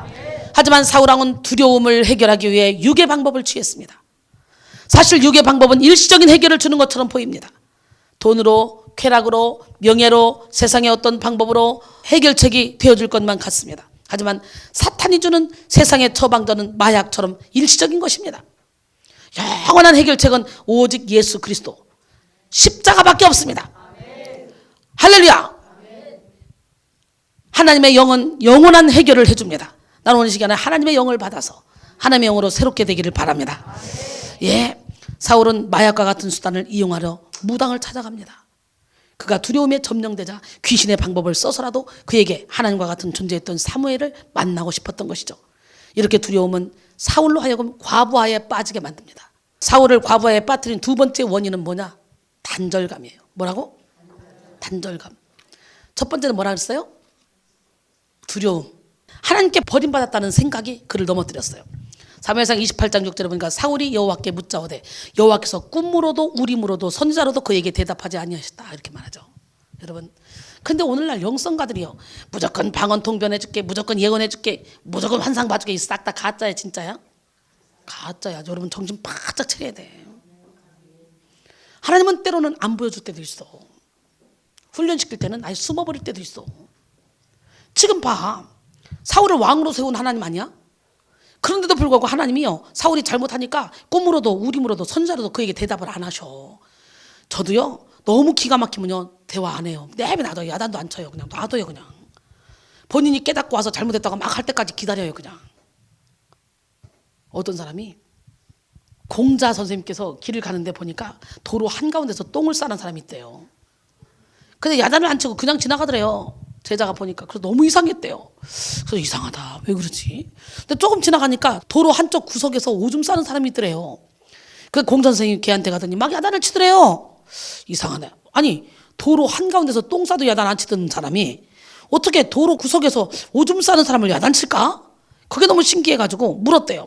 아니 아까 도로 한가운데서 똥 싸는 사람을 왜 야단 안 치고 이렇게 조심스럽게 도로 옆에서 못 참고 오줌 싸는 사람 이 사람을 야단 칩니까? 그랬더니 저 도로 한가운데서 이 똥 싸는 사람은 양심에 화인 맞아서 내가 어떤 말을 해도 내 말을 알아듣지 못해. 그러나 여기서 지금 하는 사람은 양심이 조금이라도 있는 사람이야. 그래서 야단을 치는 거야. 그러더래. 저도 마찬가지예요. 하도 기가 막힌 잘못을 하면요 대화하기 싫어요. 말 안 해요. 내비놔둬요. 근데 하나님도 그러시거든요. 근데 여러분 어때요? 뭐 여기저기 뭐 예언한다, 뭐 환상 본다, 꿈을 꾸는다, 뭐 방언 통변한다. 그래서 쫓아가서 내 방언 어떤 방언이에요? 나 예언 어떻게 돼요? 뭐 이러고 돌아다니. 그 싹 다 가짜지. 근데 그 분별을 못 하더라고. 참 답답하더라고. 요즘 영계가 열리면 하나님의 영이 아니면 사탄의 영입니다. 둘 중에 하나에 끌려가게 돼 있어요. 정신 바짝 차리세요. 응? 두려웠던 사울은요 하나님께 물었습니다. 그런데 하나님이 꿈으로도 우림으로도 선자로도 그에게 대답하지 않습니다. 그래서 15절에 귀신이 가장하여 나타난 사무엘에게 사울은 이렇게 말합니다. 사울이 대답하되 나는 심히 다급하니이다. 블레셋 사람들은 나를 향하여 군대를 일으켰고 하나님은 나를 떠나서 다시는 선지자로도 꿈으로도 내게 대답하지 아니하시기로 내가 행할 일을 알아보려고 당신을 불러 올렸나이다. 신접하는 여인을 불러다가 사무엘을 불러 오리라니까 사무엘이 나타났어. 그건 사무엘로 가장한 귀신인지 그게 어떻게 사무엘일 수가 있겠냐고. 근데 그게 진짜 사무엘이다 하는 사람들도 있더라고요. 학자들도. 응? 즉 사울은 하나님께 버림받았다는 생각 때문에 다급해졌습니다. 사울은 하나님이 이미 자기를 떠났다고 말하죠. 고통스러워하고 있습니다. 우리는 이 사울에게서 에덴 동산에서 추방된 아담의 모습을 볼 수 있죠. 사람이 느끼는 진짜 고통은 단절에서 옵니다. 특히 하나님과의 단절만큼 우리에게 공포와 고통을 주는 것은 없습니다. 하나님은 우리를 훈련시킬 때 일시적으로 숨기도 하신다는 거. 그래서요 욥기 23장 8절로 10절 보세요. 하나님은 욥을 너무너무 사랑했잖아요. 욥을 얼마나 사랑했습니까? 그런데요, 욥이 자기 의의가 드러나기 시작하면서부터 하나님은 숨어요. 그렇게 자랑했는데 동방에서 욥처럼 의의는 없다, 하나님을 경외하고 악에서 떠난 자는 없다. 그래서 마귀한테까지 자랑하면서 막 시험해봐라 해봐, 걔는 안 흔들린다. 그리고 막 그들이 뻥뻥 쳤는데, 아니 욥이 막 어느 순간에 자기 의의가 나오기 시작하니까 세상에 숨어버려. 그런데 내가 앞으로 가도 아니 계시고 뒤로 가도 보이지 아니하며 그가 왼쪽에서 일하시나 내가 만날 수 없고 그가 오른쪽으로 돌이키시나 배울 수 없구나. 그러나 내가 가는 길을 그가 아시나니 그가 나를 단련하신 후에는 내가 순금같이 되어 나오리라. 할렐루야. 예. 또 시편 22편 1절로 3절 보니까 다윗이 범죄한 후에 하나님이 또 숨어버려. 그러니까 우리가 죄를 지면 하나님이 숨어. 죄를 짓고 가서 아유 내가 왜 이렇게 힘든지 그 점치러 가는 거야. 귀신 불러다가 정신 차려. 내 하나님이여, 하나님이여 어찌 나를 버리셨나이까. 다윗은 하나님이여 마음에 합한 자라 그랬잖아요. 내 마음에 합한 자, 하나님의 영이 머무는 자 기름 부어서 왕으로 세우라. 그러면서 얼마나 사랑했습니까. 그런데도 다윗이 꼴통짓하니까 숨어버려. 내 하나님이여, 내 하나님이여 어찌 나를 버리셨나이까. 어찌 나를 멀리하여 돕지 아니하시오며 내 신음소리를 듣지 아니하시나이까. 내 하나님이여 내가 낮에도 부르짖고 밤에도 잠잠하지 아니하나 응답하지 아니하시나이다. 그리고 고민하다가 답을 찾아냈어요. 이스라엘의 찬송 중에 계시는 주여 주는 거룩하시니이다. 할렐루야. 이야 멋지지 않습니까? 하지만 우리가 깨달아야 될 것은요, 하나님은 숨을지언정 절대로 우리를 버리지 않으시는 분이야. 우리를 훈련시키려고 숨을 뿐이고 우리를 훈련시키려고 저 포로로 보낼 뿐이고 끝까지 우리를 기다리시는 분이야. 시편 139편 7절로 10절 보니까 내가 주의 영을 떠나 어디로 가며 주 앞에서 어디로 피하리이까. 내가 하늘에 올라갈지라도 거기 계시며 스올에 내 자리를 펼지라도 거기 계시니이다. 내가 새벽 날개를 치며 바다 끝에 가서 거주할지라도 거기서도 주의 손이 나를 인도하시며 주의 오른손이 나를 붙드시리이다 그랬어요. 잠언 24장 16절에 보니까 대저 의인은 7번 넘어질지라도 다시 일어나려니와 악인은 재앙으로 말미암아 엎드러지느니라. 시편 37편 24절에 보니까 그는 넘어지나 아주 엎드러지지 아니하면 여호와께서 그의 손으로 붙드심이로다. 할렐루야. 이사야 49장 15절에 보니까 여인이 어찌 그 젖 먹는 자식을 잊겠으며 태어서 난 아들을 긍휼히 여기지 않겠느냐. 그들은 혹시 잊을지라도 나는 너를 잊지 아니할 것이라 그랬잖아요. 요한복음 10장 26절로 29절 보니까 너희가 내 양이 아님으로 믿지 아니하는도다. 내 양은 내 음성을 들으며 나는 그들을 알며 그들은 나를 따르느니라. 내가 그들에게 영생을 주노니 영원히 멸망하지 아니할 것이요 또 그들을 내 손에서 빼앗을 자가 없느니라. 그들을 주신 내 아버지는 만물보다 크심에 아무도 아버지 손에서 빼앗을 수 없느니라 그랬어요. 할렐루야. 우리는 때때로 우리가 지은 죄가 많아서 우리가 잘한 일이 없어서 버림받을 것이라고 생각하지만 하나님은 결코 우리를 버리지 않는 분이에요. 더럽고 냄새나는 탕자의 모습이라 할지라도 주님께 돌아오기만 하면 하나님은 우리를 안아주십니다. 하나님은 언제나 그 자리에 있습니다. 항상 그 자리에 계신데 문제는 내 스스로 하나님을 멀리하면서 하나님이 안 보인다는 거예요. 예, 멀리 가면 안 보이잖아요. 그러니까 빨리 죄에서 돌이켜서 그 자리에 계신 하나님 앞에 와야 돼요. 그래서 마음이 청결해야 여러분 마음속에 주님을 볼 수 있는 거예요. 누가복음 15장 19절로 24절 보니까 지금부터는 아버지의 아들이라 일컬음을 감당하지 못하겠나이다. 나를 품꾼의 하나로 보소서 하리라 하고 이에 일어나서 아버지께로 돌아가니라. 아직도 거리가 먼데 아버지가 그를 보고 측은히 여겨 달려가 목을 안고 입을 맞추니 아들이 이르되 아버지 내가 하늘과 아버지께 죄를 지었사오니 지금부터는 아버지의 아들이라 일컬음을 감당하지 못하겠나이다 하나 아버지는 종들에게 이르되 제일 좋은 옷을 내어다가 입히고 손에 가락지를 끼우고 발에 신을 신기라. 그리고 살찐 송아지를 끌어다가 잡으라. 우리가 먹고 즐기자. 이 내 아들은 죽었다가 다시 살아났으며 내가 잃었다가 다시 얻었노라 하니 그들이 즐거워하더라 그랬어요. 할렐루야. 기적의 하나님, 능력의 하나님은 살아계십니다. 이렇게 탕자가 자기 재산의 분깃을 달라고 해서 다 탕진했지만 이제 돼지가 먹는 쥐염 열매도 못 먹고 아이고 그래 우리 아버지께로 돌아가야 되겠다. 그때야 회개하는 거예요. 우리 아버지 집에는 종들도 먹는 것은 배불리 먹지 않나? 먹기라도 제대로 먹어야겠다. 품꾼의 하나로 써달라고 종으로 써달라고 하면서 그리고 돌아왔지만 아버지는 종으로 쓰는 게 아니라 아들의 권위를 회복시켜주잖아. 그런 것처럼 우리도 하나님의 자녀입니다. 아무리 방탕하고 아무리 어둠의 영에 끌려다녔다 할지라도 지금 정신 바짝 차리고 하나님 앞에 오면 우리 하나님은 부끄러운 마음 쑥스러운 마음 고개를 푹 숙이고 주님 앞에 오면 주님은 우리를 절대로 버리지 않습니다. 할렐루야. 예, 우리에게 다시 양자의 권한을 허락하시고 우리에게 모든 능력을 허락하시고 주님의 일을 맡기십니다. 사실 하나님은 왕으로서의 사고를 버리긴 버렸어요. 왕으로서의 사울은 이미 하나님이 버렸어요. 세운 지 얼마 안 돼서. 그러나 인간 사울을 버린 것은 아니에요. 하지만 사울은 자신이 영원히 버림받았다고 생각하고 무당의 길로 귀신의 길로 막 찾아가는 거예요. 하나님이 안 보이니까. 불안해서 두려워서. 오늘날도 열심히 기도하다가 매일 환상 보고 꿈꾸고 했는데 어느 순간에 환상이 안 보이고 꿈이 안 보여. 아이고 큰일 났다, 이거 하나님 안 보인다. 그래가지고 팍 헤매는 사람이 있습니다. 근데요, 여러분 착각하지 마세요. 이게 하나님의 말씀이에요. 이게 하나님이에요. 아멘? 예, 처음에 회칠한 무덤을 딱 제끼면요, 내 안에 있는 어둠이 막 올라오면서 환상을 보여주고 꿈을 꾸여주고 예언을 막 해줍니다. 왜? 우리는요 참 의심이 많잖아. 그래서 직접 내가 눈으로 보고 듣고 깨닫지 않으면 안 믿잖아. 그래서 하나님이 훤히 보여주기도 해요. 근데 그때는 양심 역사가 일어나죠. 왜? 내 안에 어둠이 동시에, 빛이 들어오면서 어둠이 동시에 일어나 나가니까. 그런데 내가 이제 어둠을 다 버려내고 마음이 청결해지잖아요. 그러면요, 보이고 들리고 이런 거 관심 없어요. 보이지도 않고 들리지도 않아요. 왜? 말씀이 이 안에 살아있으니까. 하나님이 내 안에 있으니까. 내 밖에 있어야 보이는 거지, 들리는 거지. 내 안에서 나와 함께 사는데. 그렇잖아요? 그런 것처럼요, 우리가 애인을 만나면 헤어지기 싫어서 얼마나 안타까워해. 그러니까 또 보고 싶고 또 보고 싶고 또 보고 싶잖아. 그러나 내가 결혼해서 한 집에서 살면 항상 보고 있으니까 그런 마음이 없잖아요. 그런 것처럼 이 안에 주님이 나의 주인이 돼버리면 보이고 들리고 이게 아니라 저절로 주님의 손에 나의 손을 포개고, 주님의 눈에 나의 눈을 포개고, 주님의 귀에 나의 귀를 포개고, 주님의 발에 나의 발을 포개고, 주님의 몸에 나의 몸을 포개고, 내가 하는 일이 주님이 하는 일. 그래, 주님과 내가 하나가 돼서 움직이기 때문에 뭐 따로 보여야지 뭐 들어야지 할 필요가 없다는 거야. 아멘? 그러나 때때로 뒤돌아보면 여전히 계시대. 안 계신 것 같아. 없네? 근데 지치고 고뇌해서 넘어질 때 다가와서 손 내밀어 주시는 거예요. 그래서 내가 힘들고 지치고 피곤할 때 그때 일어나라. 격려 차원에서 우리 하나님이 또 나타나고 또 나타나는데, 내가 온전히 하나님의 사람으로 거듭나면요, 보이고 들리고보다 영감으로 느끼는 거예요. 영감.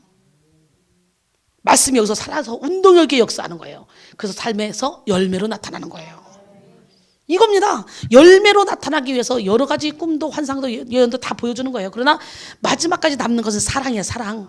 예수의 사랑이 나를 강권하면 저절로 말씀대로 사라집니다. 그렇게 되게 하려고 하나님이 우리에게 자꾸 이것저것 보여주시는데, 어느 순간 되면요, 이거 보이고 들리는 거 없어져요. 그리고요, 영이 정리가 돼요. 그리고 깨끗해져요. 그때부터는 어떻게? 하나님, 저 영혼을 보고 싶어요. 그리고 기도하면 하나님이 보여주고, 하나님이 들려주고, 영감으로 느껴주고, 그러면서 하는 거지.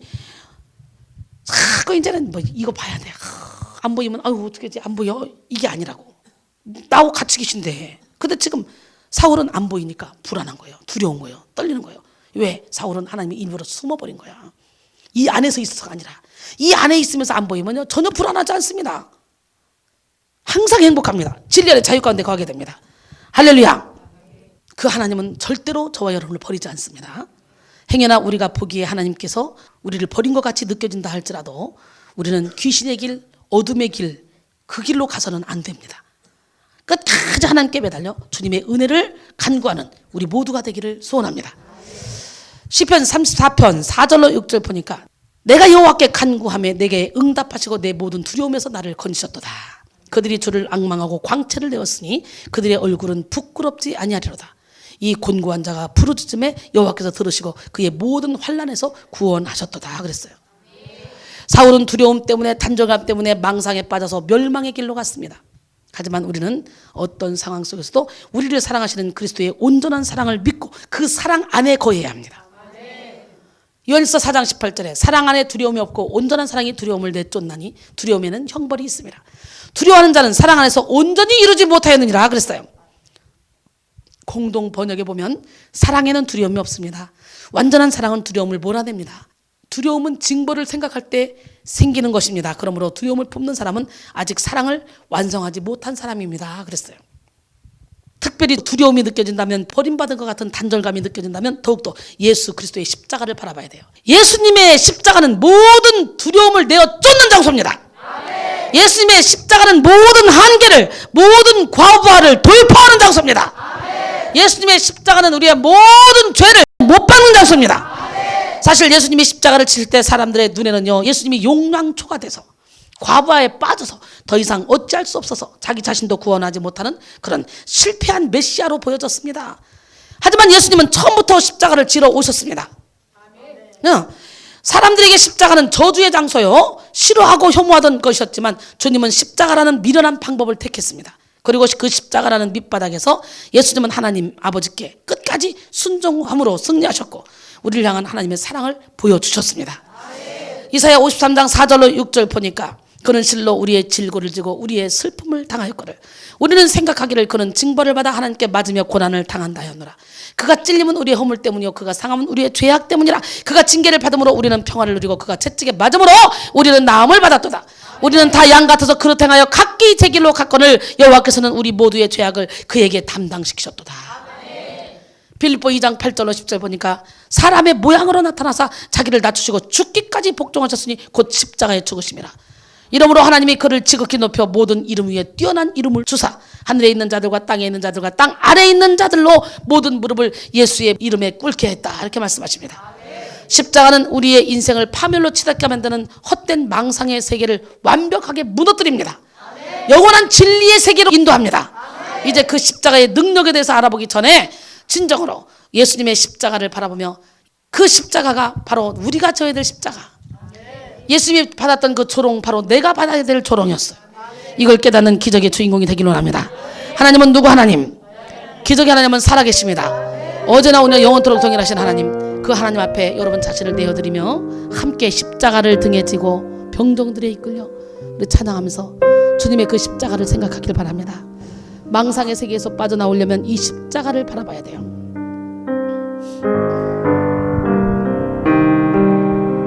십자가를 등에 지고 병정들에 이끌려 주님 갈보리의 길을 걸을 때 사람들은 몰려왔네. 죽음의 길 걷는 그를 보려고 가시면류관을 쓰신 줄을 조롱하였네. 채찍 소리에 흥겨워하면서 그들은 소리쳤네. 자칭 메시아를 못 박으라고.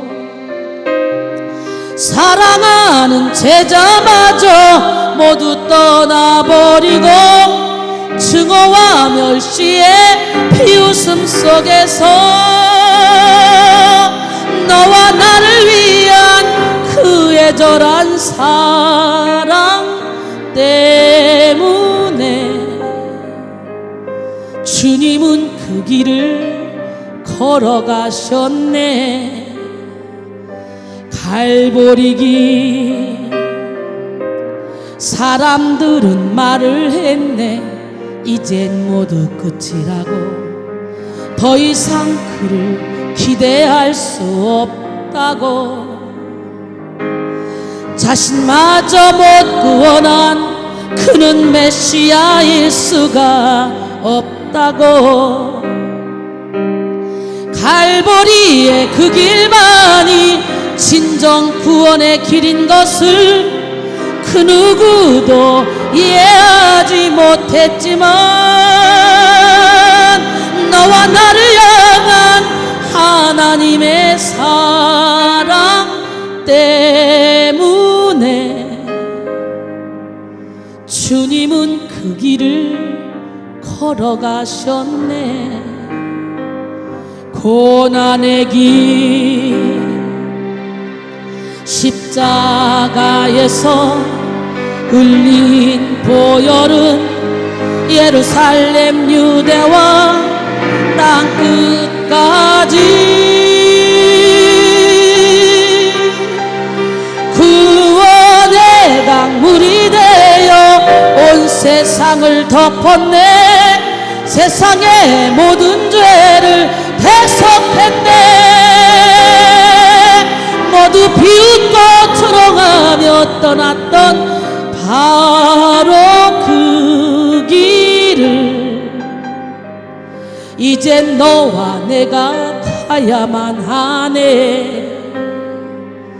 생명의 길 다같이 십자가에서 흘린 보혈은 예루살렘 유다와 땅 끝까지 구원의 강물이 되어 온 세상을 덮었네. 세상의 모든 죄를 대속했네. 모두 비웃고 초롱하며 떠났던 바로 그 길을 이젠 너와 내가 가야만 하네. 생명의 길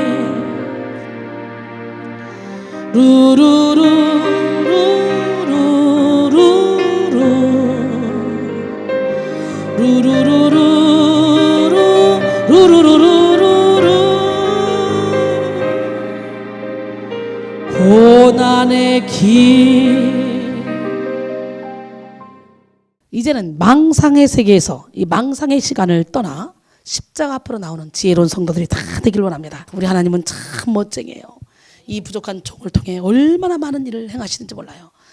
우리 하나님, 살아계신 하나님, 그 하나님이 오늘 이 시간에 말씀하십니다. 사랑하는 내 딸아, 사랑하는 내 아들아, 십자가의 능력을 깨닫고 그 십자가의 능력을 의지해. 그 십자가의 능력을 붙잡아. 아멘. 예. 헛된 생각의 망상에서 자유케 하는 능력입니다. 무슨 망상? 헛된 생각의 망상. 예수 이름으로 헛된 생각을 십자가에 못 박길 원합니다. 예, 이 십자가의 능력에 대해서 오늘 알아보겠습니다. 고린도후서 10장 4절로 5절 보니까 우리의 싸우는 무기는 육신에 속한 것이 아니요 오직 어떤 견고한 진도 무너뜨리는 하나님의 능력이라. 모든 이론을 무너뜨리며 하나님 아는 것을 대적하여 높아진 것을 다 무너뜨리고 모든 생각을 사로잡아 그리스도에게 복종하게 하니. 십자가는 우리의 어리석고 무식한 변론, 헛된 망상을 무너뜨리고 모든 생각을 그리스도께 복종하게 만들어줍니다. 우리는 십자가로 말미암아 우리의 생각이 새롭게 되지 않고서는 영원한 자유를 누릴 수 없다는 걸 깨달아야 됩니다. 예. 마태복음 12장 34절로 37절 보니까 독사의 자식들아 너희는 악하니 어떻게 선한 말을 할 수 있느냐. 이는 마음에 가득한 것을 입으로 말합니다.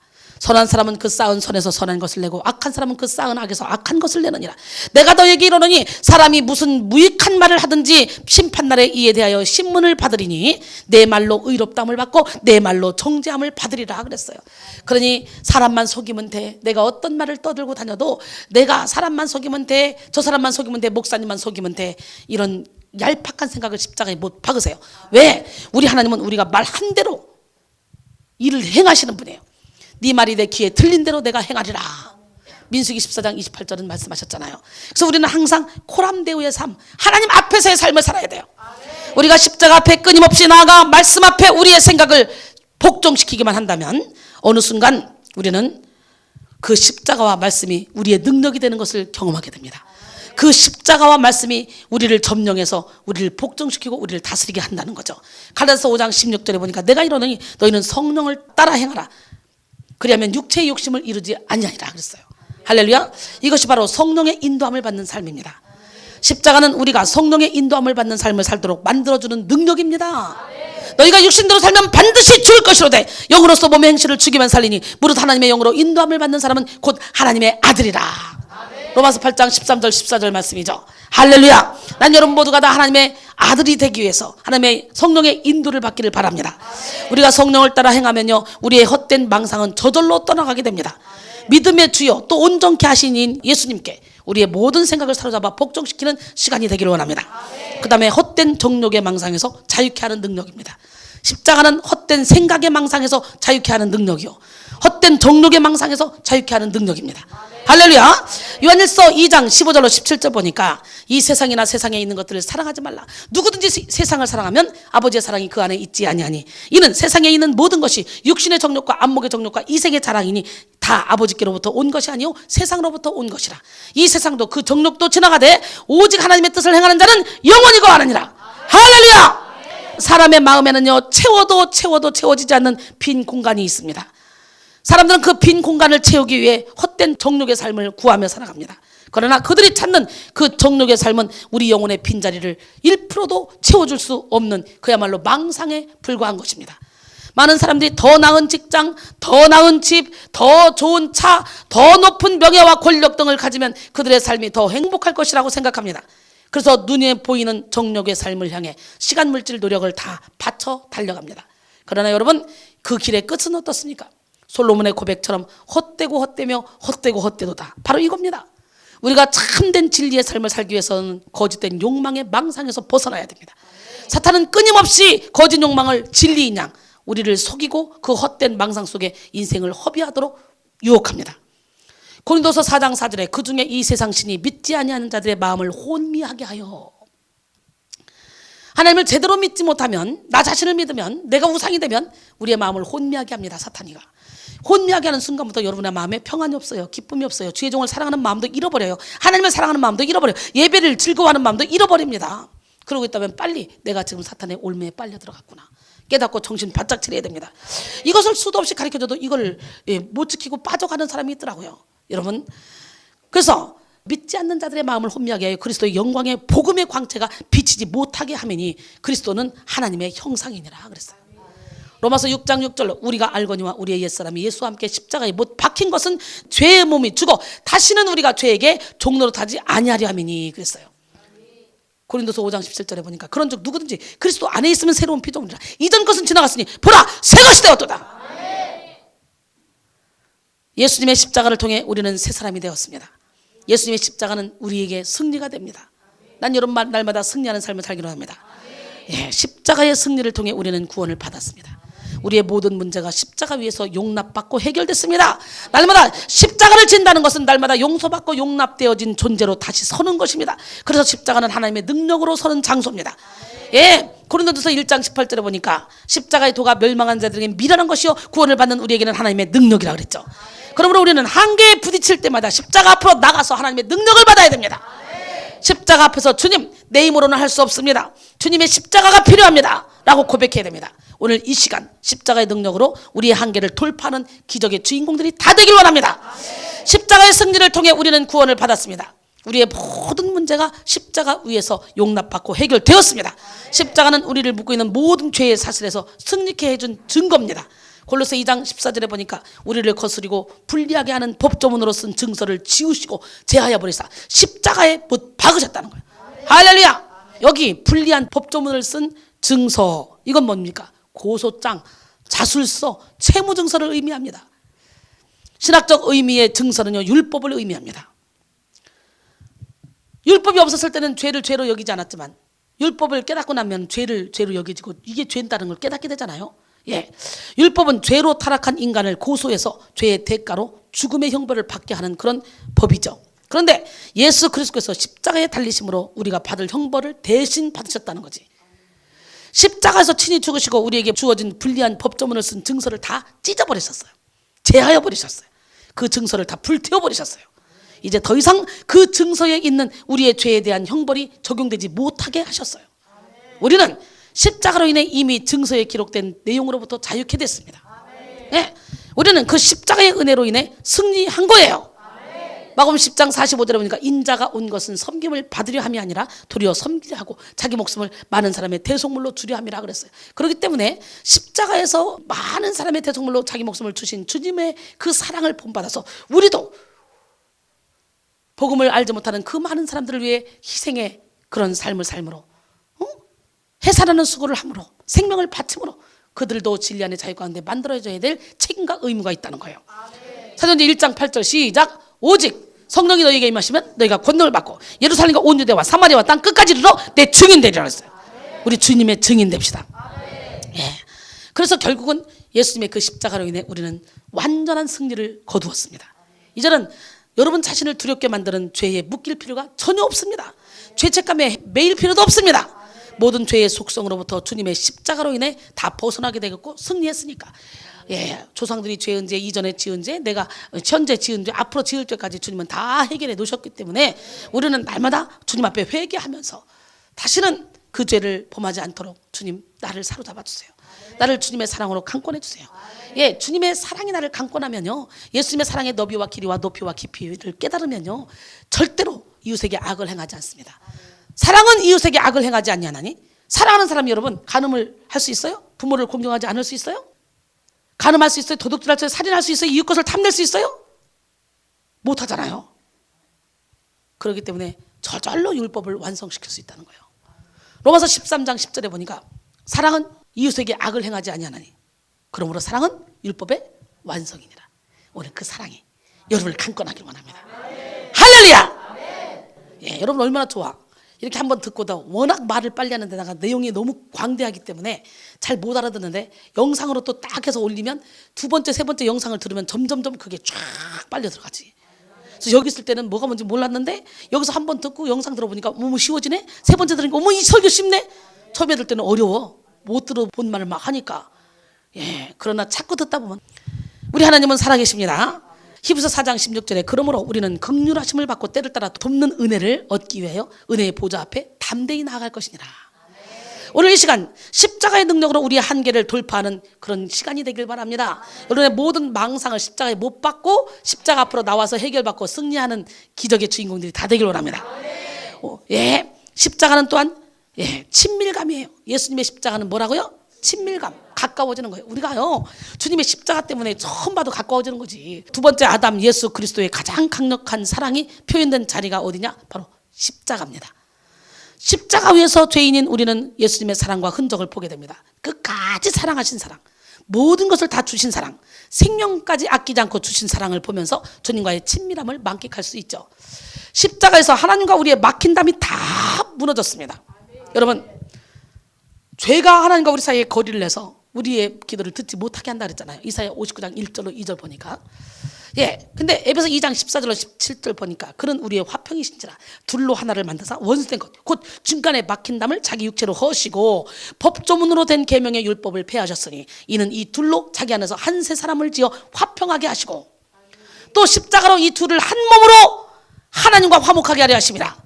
원수된 것을 십자가로 소멸하시고 또 오셔서 먼 데 있는 너희에게 평안을 전하시고 가까운 데 있는 자들에게 평안을 전하셨으니 그러니 결국은 십자가로 참 막힌 담을 허물어 보시고 우리에게 평안을 허락하신 하나님, 우리가 하나 되게 하신 하나님, 그 주님은 누구 주님? 진짜 예, 그 주님은 어디 계셔? 내 안에. 할렐루야. 하나님은 인간과의 친밀함을 방해하는 벽을 허무시기 위해서 인간의 몸으로 오셔서 십자가를 지셔야 했습니다. 이제 인간은 스스로 죄의 대가를 치르지 않아도 그 십자가로 인해서 하나님과 이미 가까워졌습니다. 하나님과 친밀감을 누리게 됐습니다. 예, 친밀감을 누리면 친밀해지면 모든 일을 함께 나눌 수 있어요. 히브리서 4장 15절에 우리에게 있는 대제사장은 우리의 연약함을 동정하지 못하시리가 아니요 모든 일에 우리와 똑같이 시험을 받으시니로되 죄는 없으시니라 그랬어요. 하나님은 사랑하는 우리와 인격적으로 친밀해지기 원하셔서 인간의 몸으로 오셨습니다. 요한복음 3장 16절에 하나님이 세상을 이처럼 사랑하사 독생자를 주셨으니 이는 그를 믿는 자마다 멸망하지 않고 영생을 얻게 하려 하심이라 그랬어요. 가장 강한 것은 이라는 제목에 대하여 재미있는 이야기가 있습니다. 가장 강한 것은 돌이다.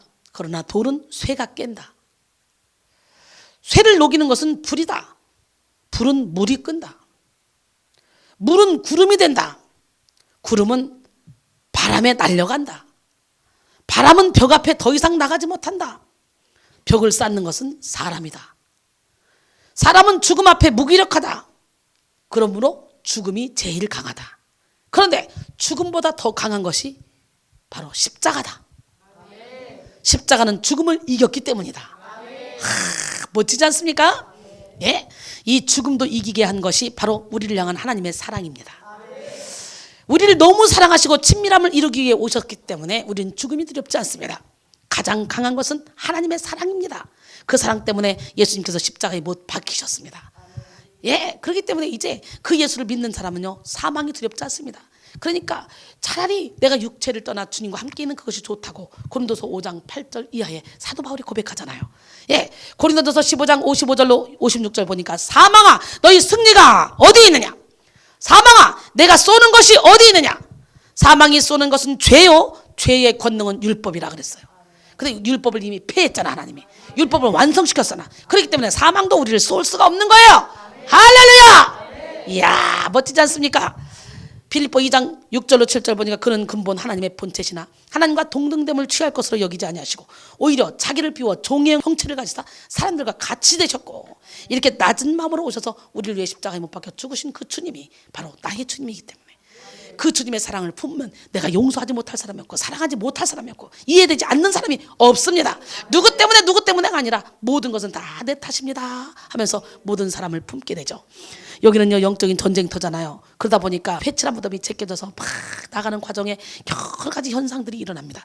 그 현상들이 일어날 때 우리는 어떻게 합니까? 너 때문에 하는 것이 아니라 이 모든 것들은 내가 지금 공사 중이라. 공사 중에는 막 길도 막고 옆에 막 튀잖아요. 옆 사람 바라보시고 우리 서로가 인사합니다. 공사 중 통행에 불편을 드려 대단히 죄송합니다. 공사하는 중에 시시때때로 당신에게 혈기를 낼 때도 있을 것이고 시시때때로 당신을 아프게 할 때도 있을 것입니다. 공사하면 내 옆에 있는 게 다 다칩니다. 맞지? 공사하면 내 옆에 있는 게 다 다쳐. 그러나 그 시간이 지나고 나면 시온의 대로가 돼서 거룩한 길이 돼서 너도 나도 행복하게 갈 수 있지 않습니까?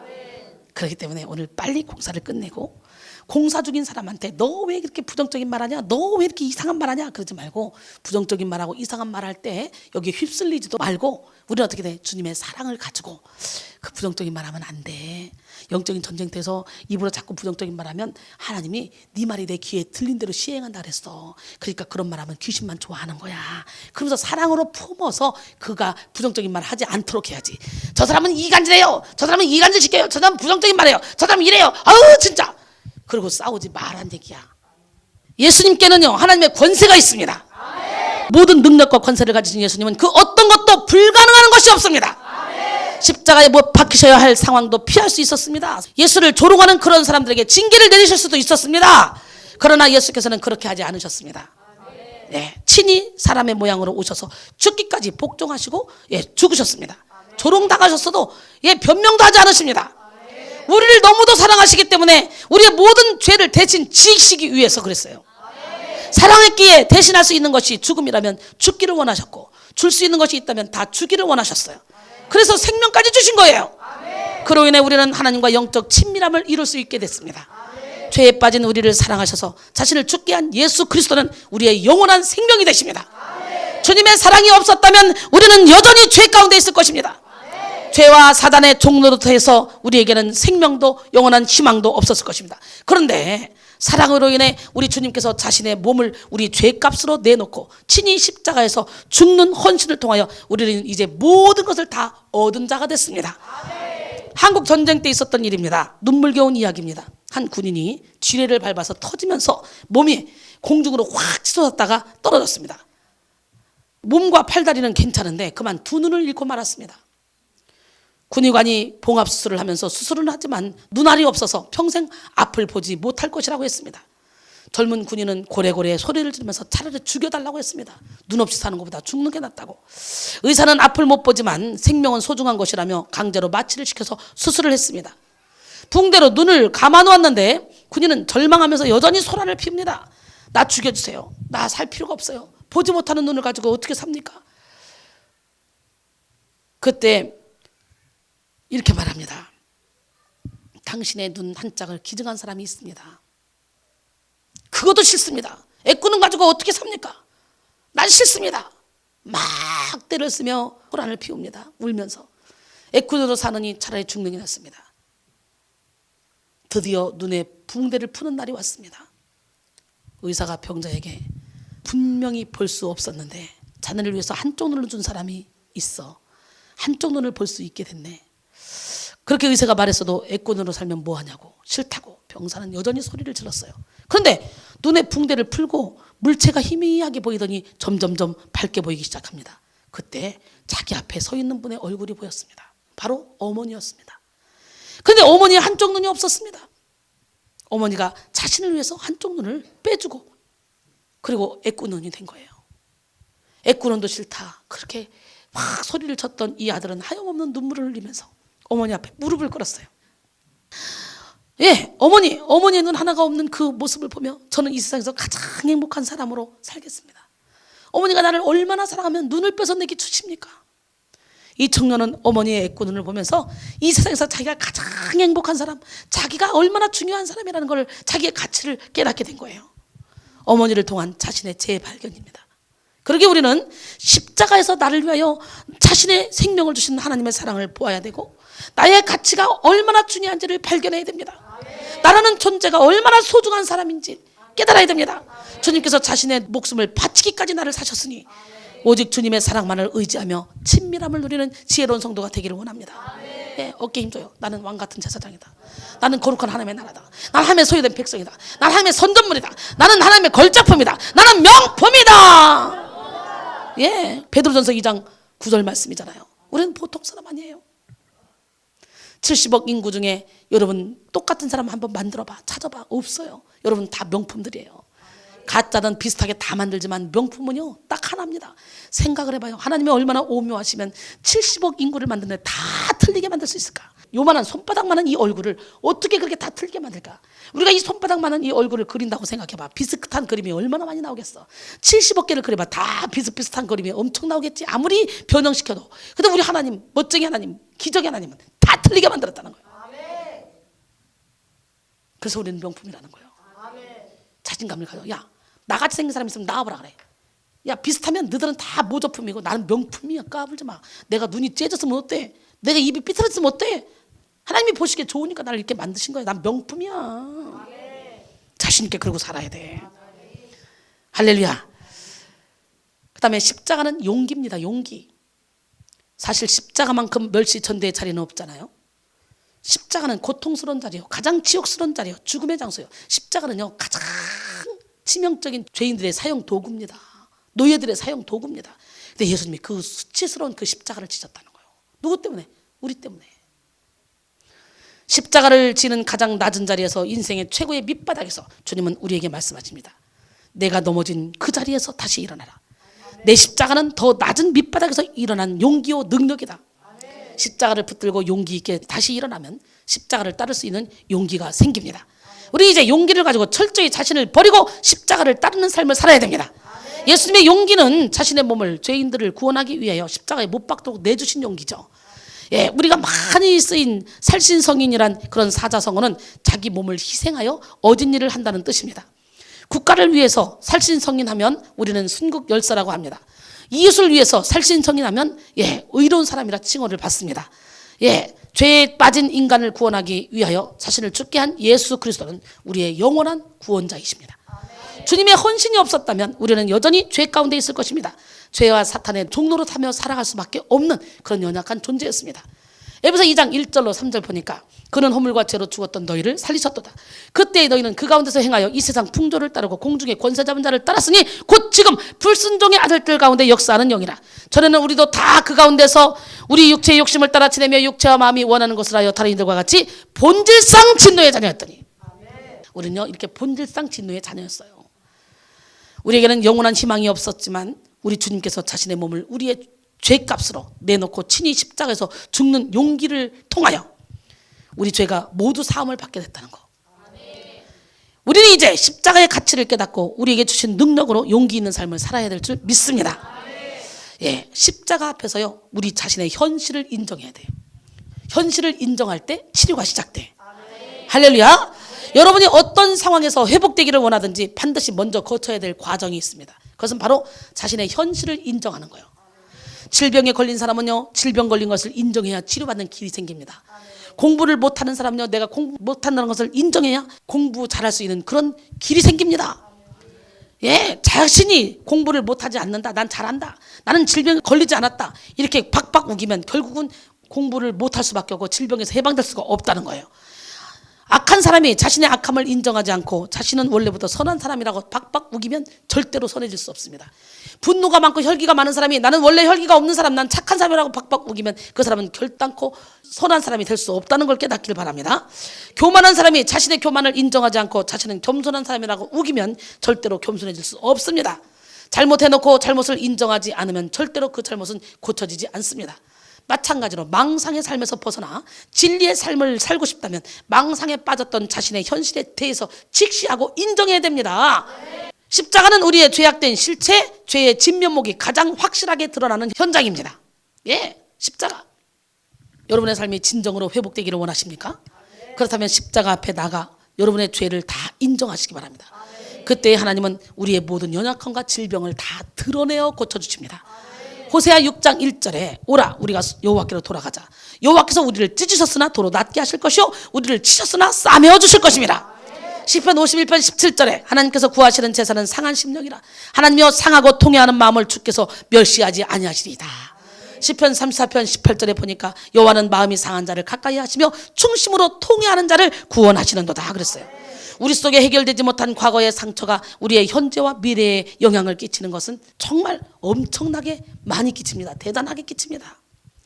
그래서 우리 속에 치료받지 못한 쓴뿌리를 예수 이름으로 제거해야만 됩니다. 그렇지 않으면 현재와 미래에 끼치는 영향력 엄청납니다. 그러기에 우리는 예수 안에서 온전히 죽고 예수 안에서 온전히 다시 살아나는 지혜로운 성도가 돼야 돼요.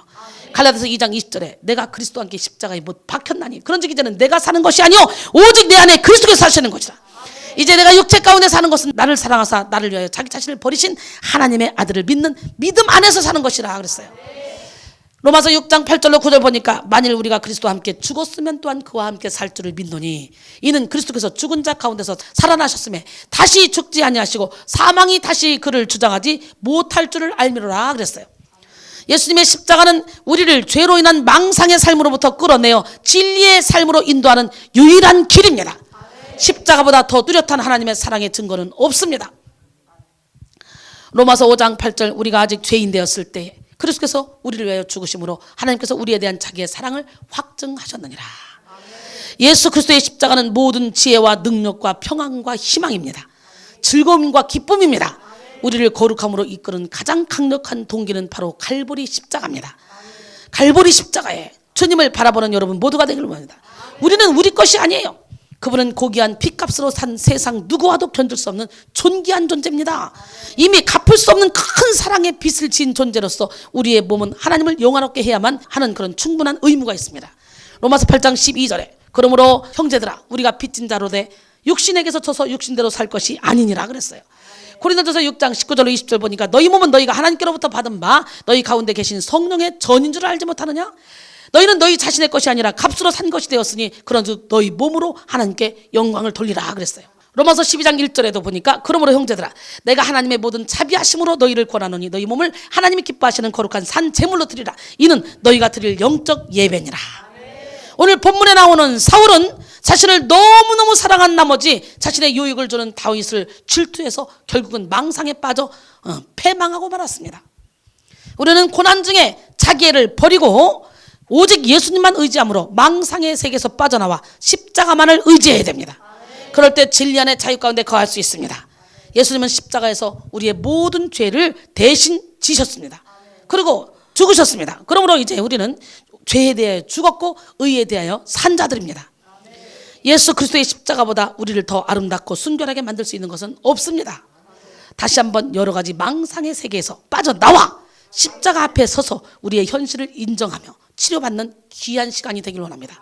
바로 지금 이 시간에 정신분열, 우울증, 망상의 세계에서 다 빠져나오길 바랍니다. 그리고 이제는 망상의 삶이 아닌 진리의 삶을 살아서 날마다 하나님의 뜻을 이루어드리는 우리 모두가 되어 하늘의 별처럼 영원토록 빛나는 기적의 주인공들이 다 되기를 원합니다. 갈보리 십자가에 주님을 바라볼 때 함께 찬양하며 아버지 망상의 시간을 떠나 십자가 앞으로 나아갑니다. 주님의 그 십자가가 무력하지 않도록 나의 영혼육의 모든 질병을 바로 그 십자가 앞에서 이 시간에 못 박아 주시옵소서. 모든 암세포를 십자가에 못 박아 주시옵소서. 야 진짜 신기하잖아요. 여기 암병 고치는 사람이 한둘이 아니잖아. 지금 오면 꾸준히 오면 다 고쳐지잖아. 암병만 아니라 뭐 영적인 암, 우울증, 정신병, 정신분열, 뭐 망상증 이게 다 영적인 암이잖아. 영적인 암에 걸린 사람은 영원한 지옥으로 가. 육적인 암에 걸린 사람은 그래도 예수를 믿기만 하면 천국은 가잖아. 영적인 암을 걸린 사람은요 천국에 가지도 못해요. 왜? 귀신한테 질질 끌려다니다가 끝나는 거야 인생. 그러니까 더 무서운 게 영적인 암이야.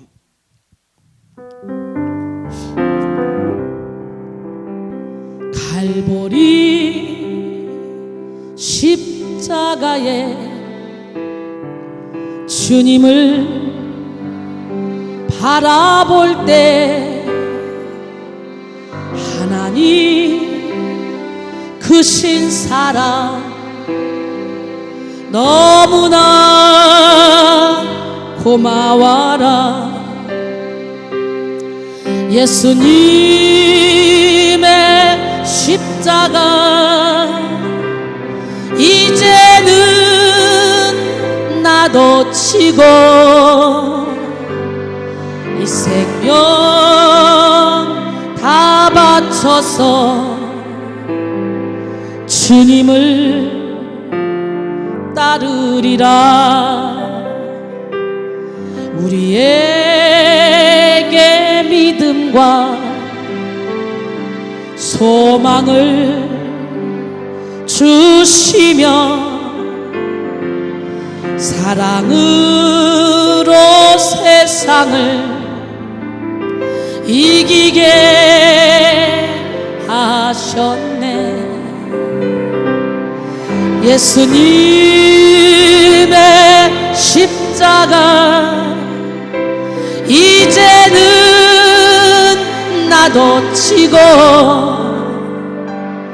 이 생명 다 바쳐서 주님을 따르리라. 우리의 모든 간구 응답해 주시며 기도의 은혜로서 충만케 채우시네. 예수님의 십자가 이제는 나도 지고 이 생명 다 바쳐서 주님을 따르리라. 갈보리 십자가에 주님을 바라봅시다. 주님을 바라볼 때 하나님 크신 사랑 너무나 고마워라. 예수님의 십자가 이제는 나도 지고 이 생명 다 바쳐서 주님을 따르리라.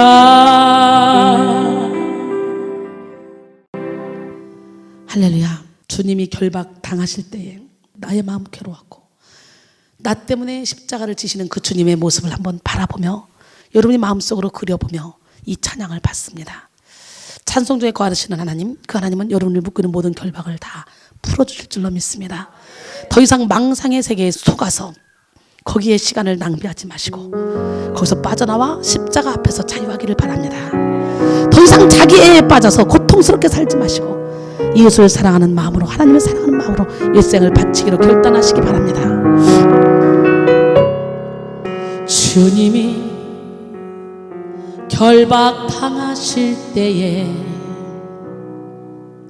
나의 마음 괴로웠고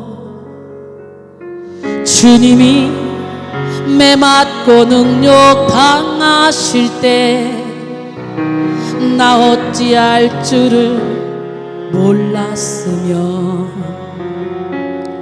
주님이 채찍으로 맞으실 때 내 눈에 눈물이 고여 흐름이여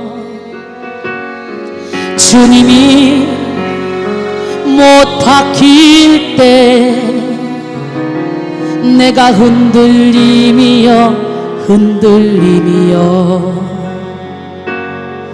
내 눈에서 오열의 파도가 넘치며 나의 마음 걷잡을 수 없어라.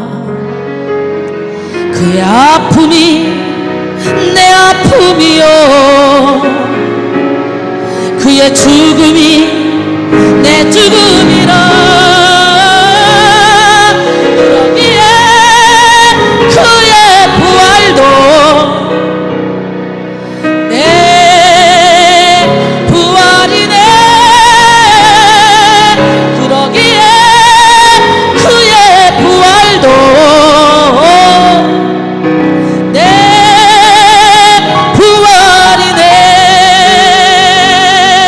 그러기에 그의 생명도 내 생명이네. 그러기에 그의 생명도 내 생명이네. 그러기에 그의 능력도 내 능력이네. 그러기에 그의 치료도 내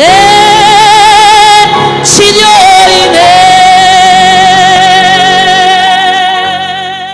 그의 치료가 내 치료이기 때문에 이 손이 닿으면 여러분 모두가 영혼의 질병을 치료하실 줄로 믿습니다. 내가 주와 함께 죽으면 주님의 능력이 나를 통해 나타나기 때문에 내가 진실로 너에게 이르노니 나를 믿는 자는 내가 한 것을 그도 할 것이요 이보다 더 큰 일도 하리니 이는 내가 아버지께로 감이라. 아멘. 예, 나는 오늘 시간에 여러분이 성령으로 충만함을 받아서 여러분의 영혼육의 모든 질병을 고침받고 진리 안에 자유 가운데 기뻐 뛰는 역사가 일어나길 원합니다. 저의 삶을 한번 보세요. 24시간 저거 하는 일이 아무것도 없어요. 설교 준비하고 설교하고 여러분과 이렇게 설교하고 발바닥은 불나고 허벅지는 터지고 죽을 지경이에요. 그런데 내 영혼이 행복해요. 날마다 기뻐요. 즐거워요. 누구보다도 인생을 신바람나게 살고 있어요. 예, 누구 때문에? 주님 때문에. 세상의 모든 걸 다 가져봤지만 그 기쁨과 이 기쁨은 견줄 수 없기 때문에. 누가 나한테 돈 준다고 봉급을 많이 준다고 나보러 24시간 이렇게 일하라고 해봐요. 하겠나? 못해요. 이거는. 이순이는 엄청난 봉급쟁이에요. 이거는요 일반 목사님의 20배 30배는 일을 해요. 제가. 그런데 20배 30배지만 허당치는 그런 목회가 아니잖아. 우리는 그 자리에서 살리는 그런 사역을 하잖아. 이걸 어떻게 견딜 수 있냐고. 왜 그래? 철저히 내가 죽고 내 안에 예수가 살기 때문에. 오늘 여러분 누구에게도 말할 수 없는 아픈 상처 있습니까? 누구에게도 말할 수 없는 아픈 고통이 있습니까? 오늘 십자가 바라보세요. 십자가만 바라보세요. 예, 주님이 나를 위해 당한 그 십자가의 그 처절한 아픔이 그 고통이 어떻게 우리의 고난과 견줄 수 있겠습니까? 우리 하나님 우리에게 고난을 허락할 때는 우리가 우리 자신을 믿지 말고 오직 하나님 한 분만 믿으라고 그러는 거예요. 누구에게도 말할 수 없는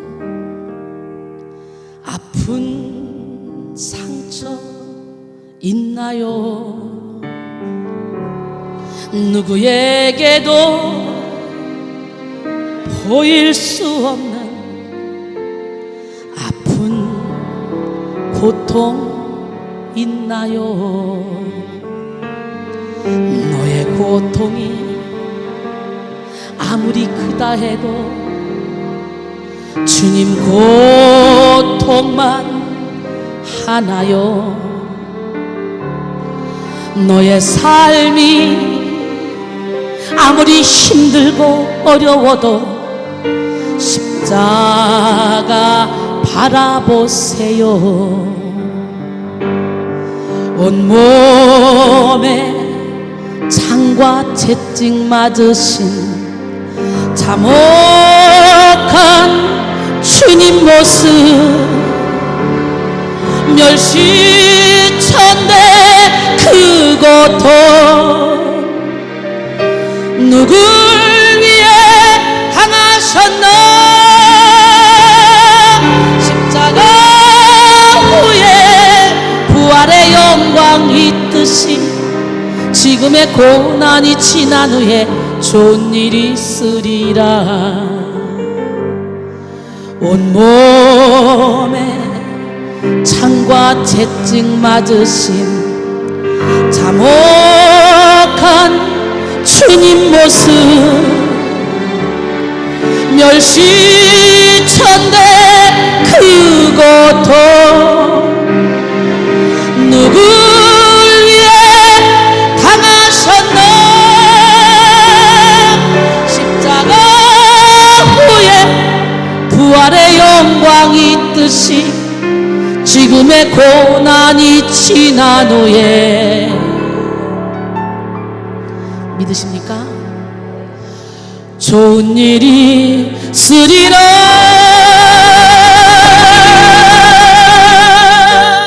주 앞에서 이 시간에 조용히 여러분의 모습을 돌아보세요. 여러분 안에 선한 것이 얼마나 있는가. 십자가만 바라보세요. 하나님, 주 앞에서 조용히 내 모습을 바라보니 내 안에 선한 것이 하나도 없네요. 추악하고 더러운 모습만 보이네요. 말씀의 거울에 비추어 나를 바라보게 도와주세요. 이 고백이 여러분의 고백이 되길 원합니다. 오늘 다시 한번 여러분을 바라보시면서 내가 얼마나 망상의 세계에 빠져 있었나, 얼마나 내가 헛된 망상의 세계에서 시간을 낭비했나. 이제는 더 이상 이 망상의 세계, 내 생각의 세계에서 헤매지 않고 이제는 십자가 앞으로 돌아오리라. 결단하시고 진리 안에 자유 가운데 거하길 원합니다. 이 시간에 강력한 성령의 기름 부음이 임하고 있습니다. 여러분의 영혼의 질병을 온전히 치료받는 시간이 되기를 소원합니다. 주 앞에서 조용히 두 눈 감고 내 모습 보니 내 안에 자랑할 것 아무것도 없네. 고난의 터널을 지난 후에야 그 사랑 알게 되었네. 주 예수의 은혜가 아니면 살 수 없는 인생인걸. 나의 자랑을 십자가에 못 박고 주의 십자가만 자랑하며 살리라. 주 앞에서 겸손히 무릎 꿇고 기도드릴 때 내 안에 선한 것이 아무것도 없네. 고난의 터널을 지난 후에야 그 사랑 알게 되었네. 주 예수로 옷 입지 아니하면 주와 나의 모습인걸. 나의 약함을 십자가에 못 박고 주의 십자가만 자랑하며 살리라.